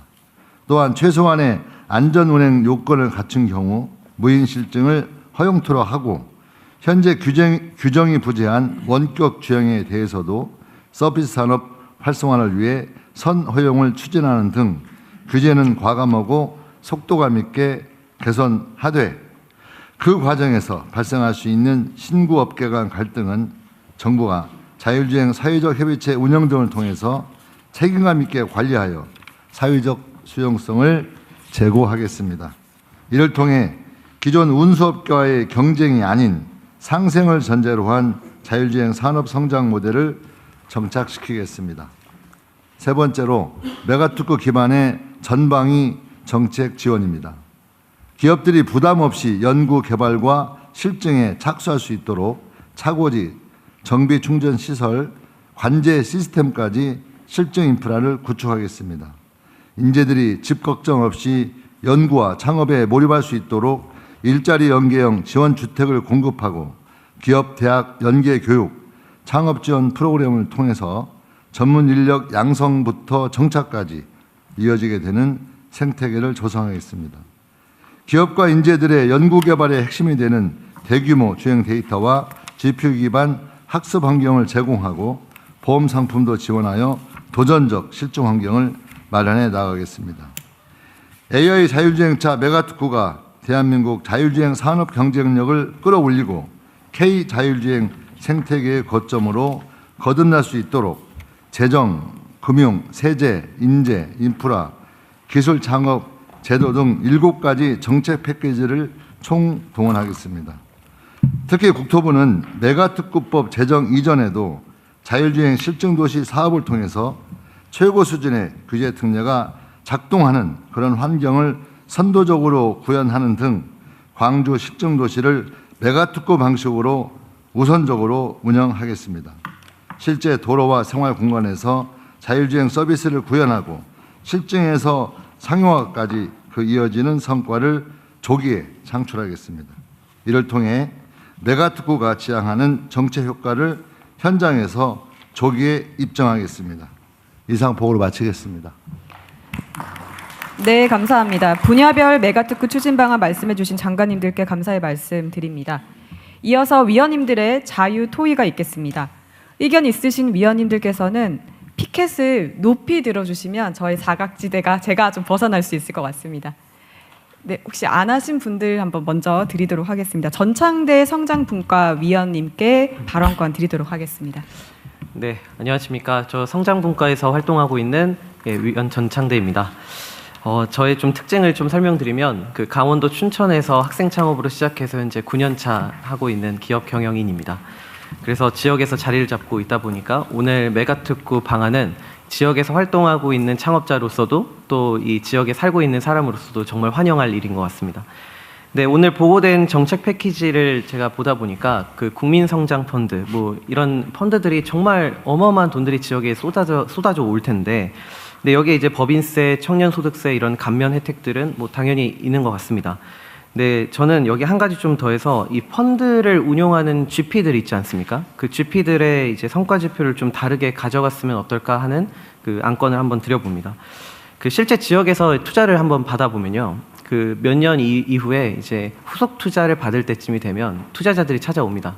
와서 이제 서울 갈 때 되지 않았냐, 이제 수도권 갈 때 되지 않았냐 이렇게 이야기합니다. 그러니까 후속 투자를 받기 위해서는 그런 말씀을 하시니 대부분에 있는 대표님들이 이 지역의 공장, 떨렁 공장 하나를 좀 냅두고 핵심 인력들은 다 데리고 서울로 떠나는 것이죠. 그래서 저는 이제 이렇게 지역의 투자 펀드가 유지가 되고 지원이 된다고 하면 이거는 진정한 지역 투자가 아니라고 저는 생각을 합니다. 그래서 여기 계신 장관님들도 계시지만 이번 메가특구에 아까 산업통상부 그 장관님도 말씀하셨지만 그 산업 그 정책 패키지에 보면은 이제 펀드 지원하는 것들이 있는데, 이걸 지원을 했을 때 지역에서 서울로 빼가는 구조가 이어지지 않을지 그거에 대한 한번 그 방지할 수 있는 장치를 좀 만들면 좋을 것 같고요. 근데 제가 오늘 좀 드리고자 하는 이야기는 단순히 지역에 오래 남아 있다고 그 가점을 주자는 건 아닙니다. 그러니까 우리가 투자자가 지역을 정주한다고 해서 그 기업의 메리트를 느끼고 투자는 안 하지 않습니까? 근데 중요한 건 정주가 아니라 전 임팩트라고 보는데, 여기서 말한 임팩트라고 하면 지역의 일자리를 만드는 것을 넘어서 오랫동안 일자리를 보유하고 있는 기업, 그리고 지역 산업 생태계를 키울 수 있는 기업, 특히 청년이 남을 수 있도록 환경을 구현하고 근무 여건을 개선하고 심지어 그 직원들의 삶의 질을 개선하려고 하는 의지를 갖고 있는 기업들, 그 기업들에게 투자하는 GP에게 재무적 엑시트 그 수익률이라든지 이런 것들을 확 낮춰주자는 겁니다. 그러니까 임팩트 투자라는 것을 우리가 투자 환경에서 많이 씁니다. 근데 저는 이거 마케팅 용어라고 봅니다. 이 투자하려고 하고 돈을 가지고 있는 사람들에게 돈을 끌어모으기 위해서 임팩트라는 표현을 쓸 뿐이지 사실은 정말 임팩트를 내는 기업에게 투자를 한다? 저는 없다고 봅니다. 그래서 저는 모태펀드 안에 지역 임팩트 전용 계정을 하나 만들면 좋을 것 같은데, 기존 지역 로컬 펀드 같은 경우는 이 비수도권 기업이라는 지리적 조건에만 충족하면 이 펀드를 주거나, 혹은 아까 말씀하셨던 기후테크도 그렇지만 소셜 임팩트의 경우에는 UN SDGs의 어떤 정책을 맞는 그런 그 사업 아이템이면 지원을 해주는 거지만, 이 실질적으로 지역에서 일자리를 만들고 지역 산업을 진흥시키고 청년들을 채용하는 그런 기업들, 지역에 임팩트를 내는 기업들에게 펀드를 좀 주는 그런 정책들이 좀 만들어지면 좋을 것 같고요. 그럼 이제 투자자에게 지역에 투자라고 강요할 수는 없지만 그런 기업에게 투자를 많이 하면 결국엔 후속 투자의 펀드를 결성하는데 우대를 좀 받을 수 있도록 하면 이거는 또 선순환 구조가 만들어질 거라 봅니다. 그리고 제가 이 위원회에 활동하겠다고 마음 먹고 이제 저만의 기준을 좀 만들었는데 사실은 이 정책의 성과를 양으로 말고 전 질로 좀 승부를 했으면 좋겠습니다. 중소기업 대표님들은 다 공감하시겠지만 뭐 기술보증기금, 중진공, R&D 뭐 이런 것들 전체 다 아시겠죠. 근데 그 하나하나의 정부 정책, 지원 정책마다 모두 요구하는 게 일자리 취업률입니다. 취업률에 다 목을 매납니다. 근데 사실 중소기업에서 중요한 게 취업률입니까? 이직률을 얼마나 낮추느냐입니다. 그러니까 사실 수도권 기업의 대표님들 매번 만나면 지역은 사람을 뽑는 게 힘들다고 하지만 서울에 있는 기업 대표님은 뽑아놨더니 도망가더라라는 겁니다. 그러니까 이직률이 높은 구조에서는 중소기업이 아무리 하더라도 사람 하나하나가 기술력이기 때문에 이직률이 높은 기업은 기술력을 보유하고 있다고 할 수 없다고 저는 생각합니다. 그래서 이직률을 낮출 수 있는 기업들의 어떤 그 정책이나 혹은 기업의 어떤 문화가 바뀌어야 된다고 보고요. 그래서 저는 이 기술보증기금이나 이런 데에서도 보면 이제 20명이 있는 기업의 예시입니다. 10명을 채용하는데 몇 개월 뒤에 가보면 20명 그대로 있습니다. 그러면 10명을 뽑은 기업이 10명은 내보냈다는 뜻이거든요. 그러니까 그런 부분들을 또 말씀드리고 싶었고, 끝으로 저는 이 청년이 지역을 떠나는 이유, 제가 지역에서 9년, 10년을 있으니까 제가 느끼는 게요. 그 일자리 양이 적냐? 양은 많습니다. 근데 일자리 질이 적다는 건 여기 있는 분들 모두 알고 계실 겁니다. 근데 결국 아무리 좋은 정책이어도 그 일자리의 질을 높이는 건 중소기업 대표님들 아닙니까? 그러니까 기업 대표님들이 그 정책을 본인의 회사에 기업의 기업 문화로 자리 잡게 해야 되는데 그걸 억지로 하게 할 수가 없죠. 근데 저는 규제 중에서 우리 여기 고용노동부도 계시지만 부처에서 가족 친화 기업 인증, 뭐 청년 친화 강소기업, 그리고 일자리 그 세 개 부처가 같이 만든 대한민국 일생활 균형 우수기업 이런 인증 제도를 만들어 놓고 저는 이걸 왜 활용을 잘 안 하는지 모르겠습니다. 그러니까 우리 정부가 가지고 있는 막강한 이 조달이라는 무기가 있지 않습니까? 그걸 가지고 전 중소기업 대표님들이 더 이상 우리 직원들에게 삶의 질을 높이거나 근무 여건을 개선하지 않으면 이 국가가 나에게 일할 기회도 주지 않는구나라는 어떤 그 신호를 전 줘야 된다고 봅니다. 그래야 지역에서 기업을 경영하는 그 기업인들이 법인체 만들어 놓고 개인 사업처럼 운영하는 게 아니라 정말 우리 직원들을 위해서 기업을 운영해야겠구나. 그러면 일자리의 질이 높아지고 그럼 청년들이 한 번쯤 지역에 남아볼까라는 생각을 갖게 한다고 생각합니다. 그래서 이 메가특구라고 하는 정말 좋은 이 정책에 지금 말씀드린 이런 부분들이 조금 섬세하게 좀 들어갔으면 좋겠습니다. 네. 감사합니다. 좋은 의견이시고요. 안 그래도 금융위원장 어디 계신 것 같아요? 입니다. 거기 계십니다. 우리가 이제 지방 그 우선 정책, 뭐 또는 지방 우대 정책 이런 거를 얘기할 때 주로는 이제 재정, 규제 이런 데서 어떤 뭐 특례나 예외 이런 얘기를 하는데 사실은 금융 부분은 저도 생각을 해보니까 최근에 나온 얘기가 이제 예를 들면 펀드를 40%를 지방에 의무배정하겠다 뭐 그 정도 같아요.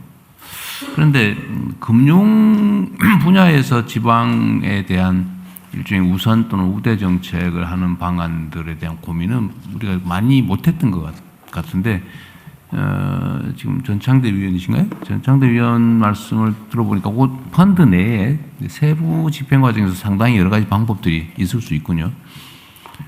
그리고 저는 여기다가 더해서 예를 들면 금융, 우리는 1차적 금융을 주로 고민을 하니까 우리는 좀 수준이 낮잖아, 그죠?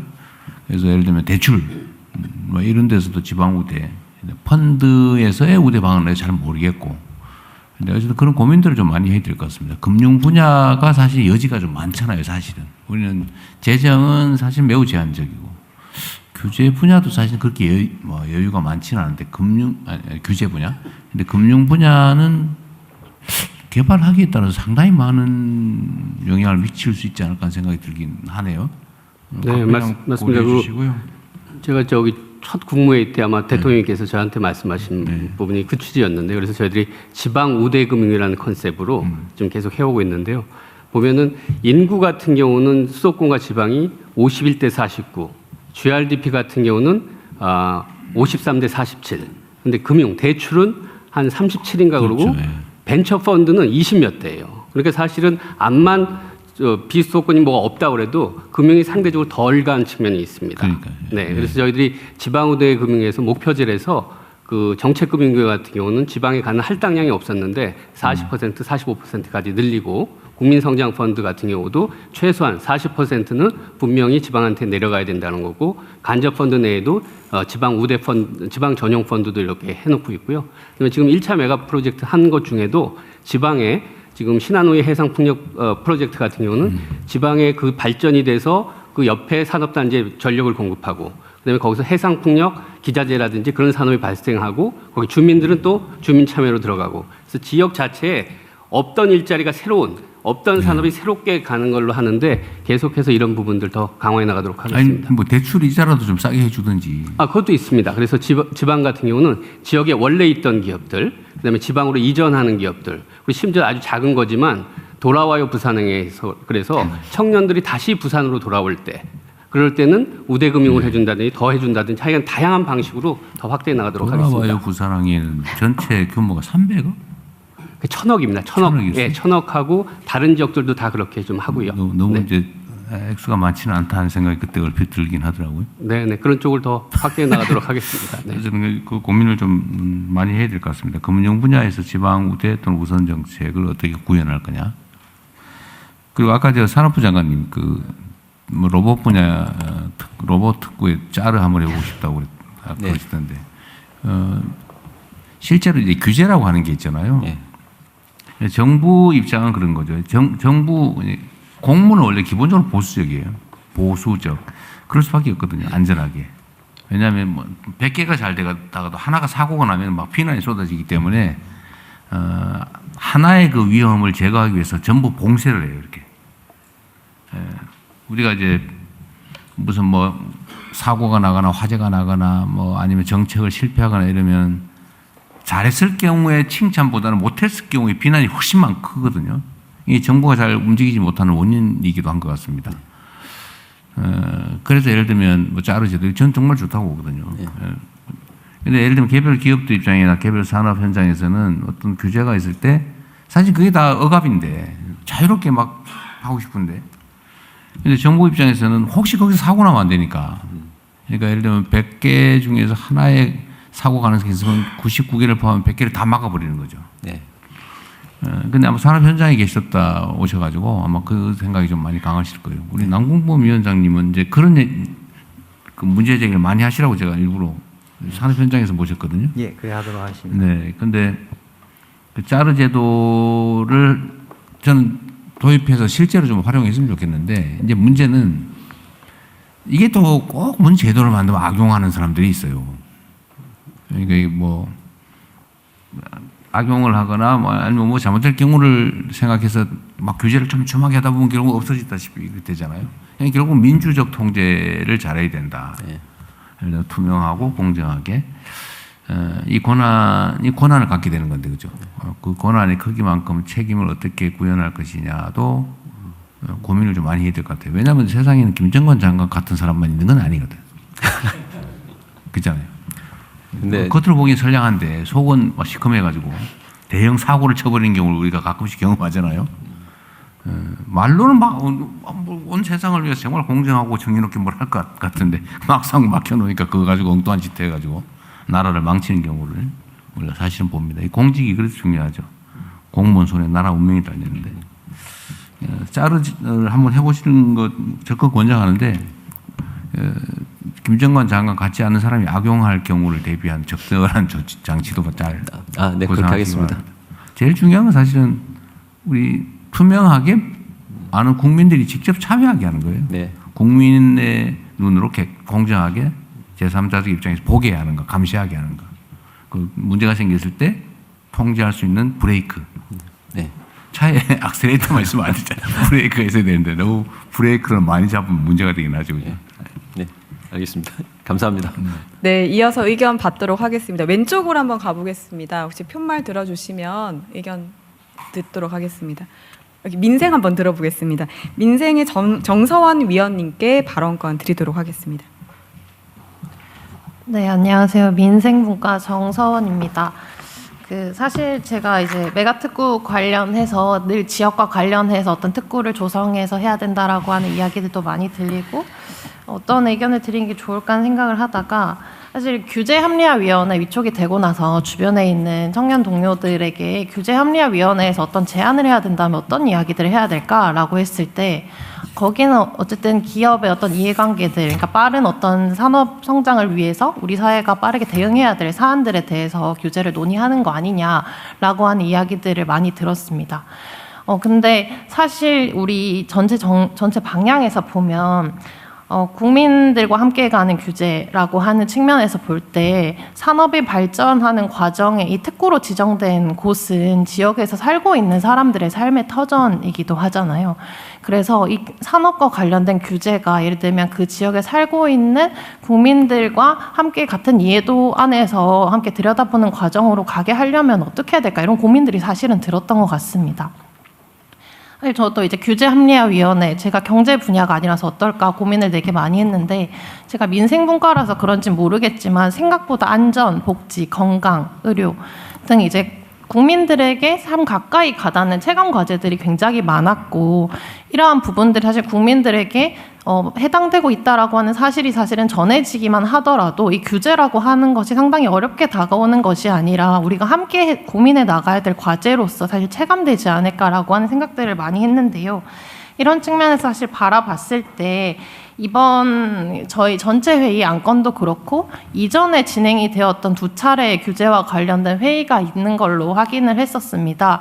근데 주로 이제 산업과 관련된 어떻게 좀 규제를 확실하게 완화해서 새로운 영역으로서 발전을 꾀할까라고 하는 이야기와 비슷한 정도의 무게감으로 우리 사회가 예를 들면 지역에서 청년이 살 때 급여를 300에서 500만 원을 올리기 위해서 대기업이나 혹은 큰 산업을 유치하자라고 하는 이야기와 더불어서 이야기보다는 예를 들면 지역에서 내가 300만 원을 벌고 살아도 지역에서 내가 최소한 100만 원만 써도 살 수 있을 정도로 보장을 해주기 때문에 지역에 살아도 충분히 괜찮다라고 하는 어떤 기준, 적정한 삶에 대한 기준들을 가지고 혹은 이제 의료, 돌봄, 안전, 복지 등의 영역에서 우리가 메가특구에 대한 논의를 할 때 사실 산업에서는 되게 획기적으로 해나가야 된다라고 하는 메가라고 하는 키워드가 되게 쉽게 나오는데, 우리 국민들의 삶의 전반적 보편적 권리나 수준을 높이는 논의에서는 메가, 짜르 약간 이런 형태의 어떤 획기적인 전환을 해보자라고 하는 선언이 많이 언급이 되지 않는 것 같아서,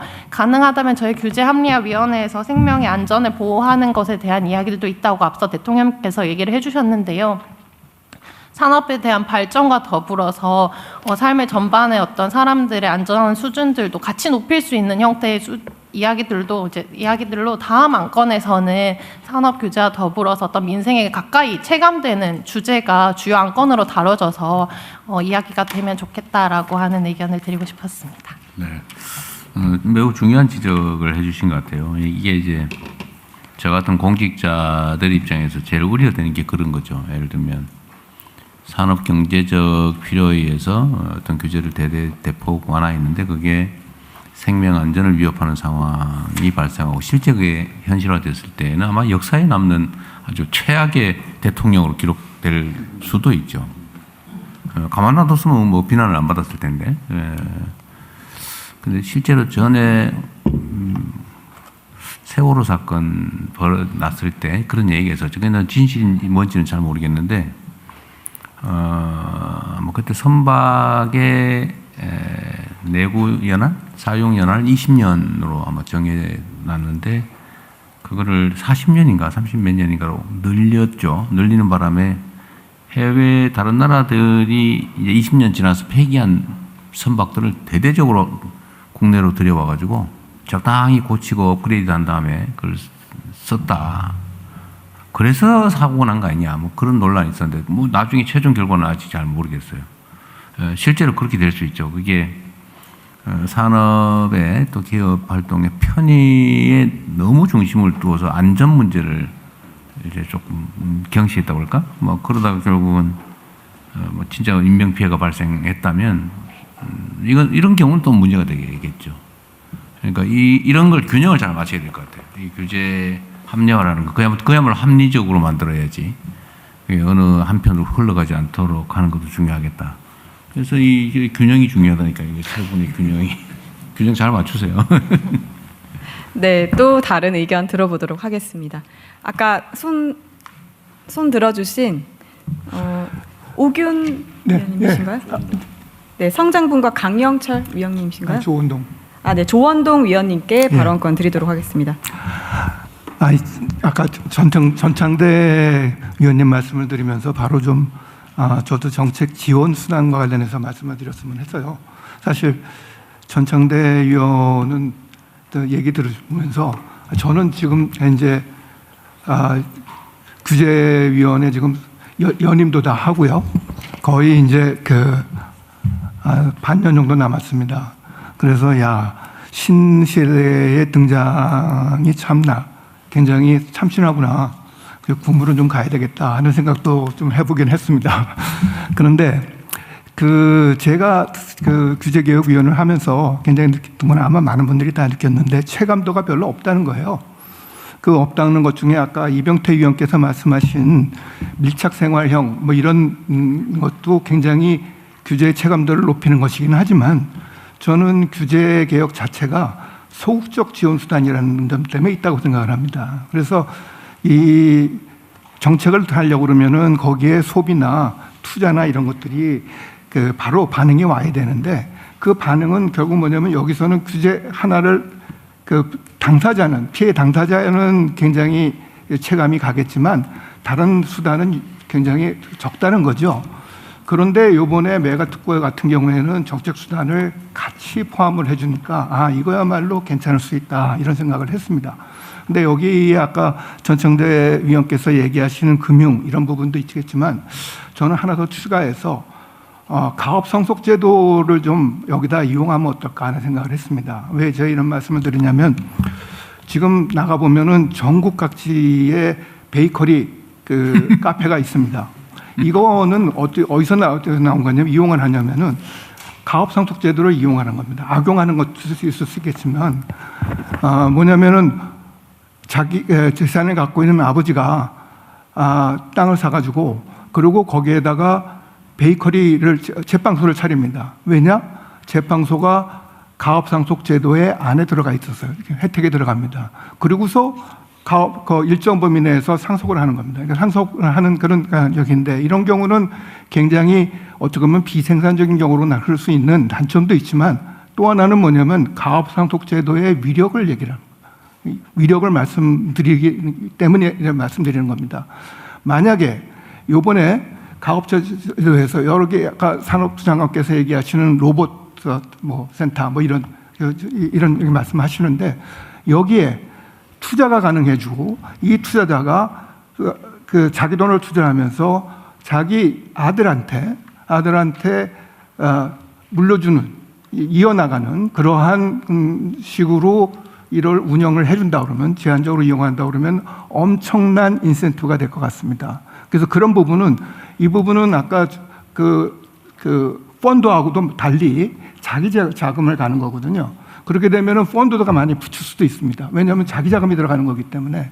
그래서 이러한 것을 좀 활용을 하시면 제한적으로 특구의 정책적 목적에 맞춰서 좀 만들어 주시면 어떨까 하는 생각이 됩니다. 이 부분은 근데 사실 세제하고 관련되는 부분이기 때문에 사실 오늘 재경부 장관이 안 왔다고 하는 게 좀 아쉽긴 합니다만은 이게 사실 규제의 현실을 지금 얘기하고 있는 것 같습니다. 규제의 체감도를 높이기 위해서 좀 더 적극적인 수단을 좀 같이 겸비해 주시면 좋겠습니다. 네, 알겠습니다. 또 다른 의견 받도록 하겠습니다. 민생의 차상훈 위원님께 발언권 드리도록 하겠습니다. 예, 저는 민생분과의 차상훈입니다. 지난 30여 년간 대학병원에서 근무하고 있는 전문의이고 또 의대 교수기도 하고 책임자로서 여러 가지 연구개발 사업을 수행하기도 하고 기획도 하고 평가도 해왔습니다. 바이오헬스 분야는 아시다시피 최근에 이제 생명공학, 그 다음에 로보틱스, 그 다음에 인공지능이 모두 융합돼서 엄청나게 빠른 속도로 변화하고 있는 분야입니다. 그러다 보니 새로운 기술이 등장하고 새로운 제품이 개발되는 문제가 있고 이에 맞춰서 규제가 어떻게 이제 합리화돼야 되는 문제가 있을 텐데 저는 규제가 보이는 규제와 보이지 않는 규제 두 가지로 좀 생각할 점이 있다고 생각합니다. 보이는 규제는 지금 여기서 다 논의되고 있는 그런 문제가 잘 합리화될 것으로 보고 아까 시점에 관련돼서는 신속하게 한다는 말씀을 하셨는데 저는 연구개발이 사업화로 연결되는 전 주기에서 시점의 문제도 좀 더 앞쪽으로 당겨와야 된다고 생각합니다. 두 번째, 보이지 않는 규제의 문제가 있는데 그것은 사회적 수용성의 문제도 있다고 생각합니다. 생명공학이나 인공지능 같은 경우에는 아까 민생분과의 박용진 부위원장님께서도 말씀하셨다시피 보이는 규제가 없음에도 불구하고 잘 안 되는 여러 가지 심리적인 장벽이라든지 사회적인 그 함의에 따라서 막연한 두려움이라든지 이런 게 있을 수 있습니다. 그래서 제가 최근에 참석했던 외국 그 대형 연구개발 사업의 자문위원회에서는 그 시점을 매우 앞당겨서 기획 단계에서부터 사회적인 수용성에 대한 이슈를 고민하기 시작합니다. 그리고 규제를 선제적으로 예측하고 그거를 어떻게 풀어갈까 하는 것을 기획 단계와 사업 킥오프 미팅에서 벌써 그 논의가 시작되고 있었습니다.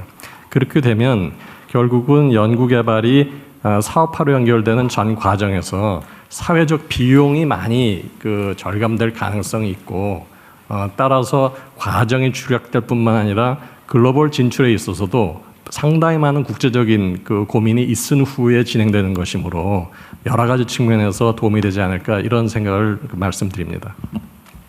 네, 감사합니다. 지금 이제 시간이 사실 많이 지났는데요. 한 분 정도 더 받고 의견을 한번 들어보도록 하겠습니다. 여기 지역분과의 정은미 위원께서 아까 손 들어주셨는데요. 말씀 주십시오. 시간이 있어서 지역분과 정은미입니다. 메가특구 관련해서 그 유망산업 생태계를 전주기적으로 그리고 전면적으로 그 조성하겠다라는 제안은 굉장히 훌륭합니다. 그런데 여기 아까 서두에 말씀하셨듯이 80여 개, 2,400여 개 특구에 대해서 어떻게 할 것인가, 그 조정과 그리고 정렬 방안에 대해서 세부적인 내용이 없습니다. 이 기존에도 이미 투자가 됐고요. 그다음에 여기에 대한 산업이나 기업들의 투자 매몰 비용들이 있습니다. 이게 자칫하면은 부정적 역할, 레거시 자산이 될 수도 있습니다. 그래서 메가특구를 하실 때 기업들이 성장 엔진, 국가 전략으로서 추진하고자 하는 그런 성장 엔진 부분에 집중적으로 투자가 될 수 있는 반면에 기존에 있었던 제도들을 어떻게 정렬시킬 것인가도 함께 고민이 되어야 된다고 생각합니다.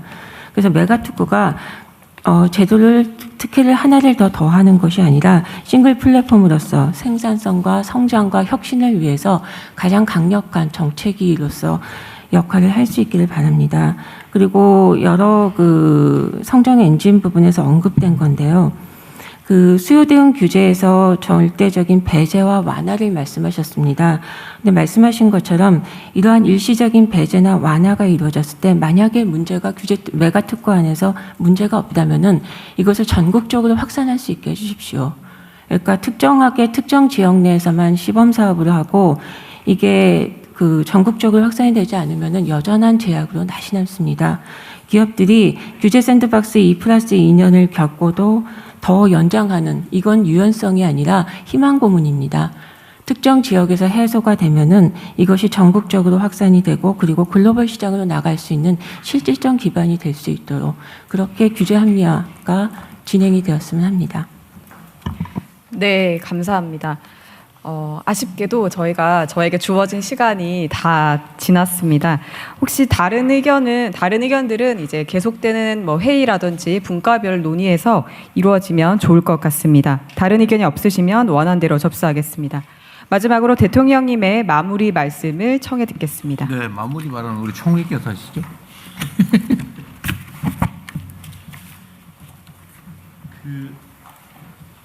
오늘 말씀 가운데 국무조정실에서 이렇게 쭉 말씀하신 것들을 잘 취합해서 실행으로 연결될 수 있게 하겠다 하는 것은 아마도 저희 규제합리화위원회 내에 곧 실제로 그것을 담당하는 실무 단위로서의 실무 추진단이 만들어질 것으로 합니다. 맞죠? 예. 그렇게 해서 저도 부위원장 중에 한 사람이기 때문에 함께 그걸 챙겨가겠습니다. 두 번째로는 제가 또 말씀을 드리면서 생각이 들었는데 로봇 특구 또 뭐 자율주행 특구 등등과 관련된 것들은 사실 이미 존재하는 지금 가령 뭐 전북에 새로 현대차가 투자를 한다든가 또는 전국에 상당히 존재하는 바이오 클러스터들이 있다든가 하는 부분들, 또 광주에 아까 무인차 실증 단지를 실제로 그걸 실행하는 테스트 베드처럼 사용하시겠다고 했는데 이미 존재하는 부분들과 어떻게 잘 결합할 것인가를 가지고 우선적으로 실험해 가는 것이 효율적이겠다라는 생각이 들었습니다.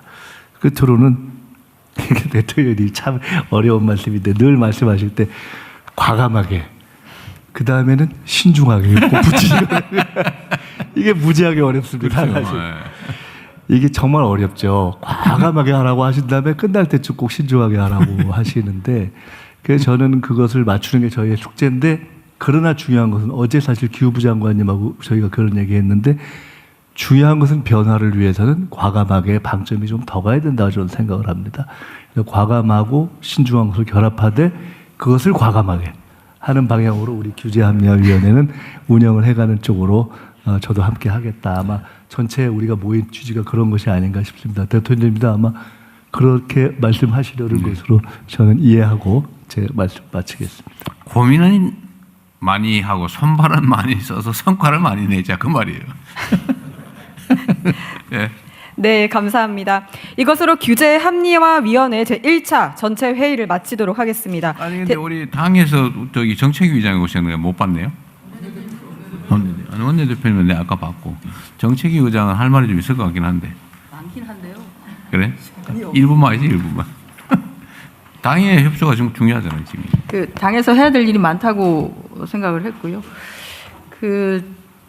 저기 산업부 장관님 주신 말씀 중에 그 70의 벽이라고 하는 게 금융에서도 그렇고 지역에 어쨌든 내려가는 자금에 여러 가지 문제가 있다는 걸 알아서 지난번 회의 때도 제가 그 국민성장펀드만큼은 6대 4를 5국 3특에서 반대로 지역에 6이 갈 수 있도록 아예 설계를 그렇게 좀 해주십사라는 말씀을 드렸는데 오늘도 똑같이 4대 6으로 말씀을 하셔서 그건 조금 그렇게 고민을 해볼 필요가 있을 것 같습니다. 네네. 그리고 그 마지막에 우리 정은미 위원님께서 주신 말씀 중에 그 규제를 심의를 하고 테스트가 실증이 됐으면은 이제 메가특구를 하면은 한 메가특구에서 실증된 규제는 오케이. 그 다음 해는 전체 메가특구에 적용. 그 다음 해에는 전국적으로 적용.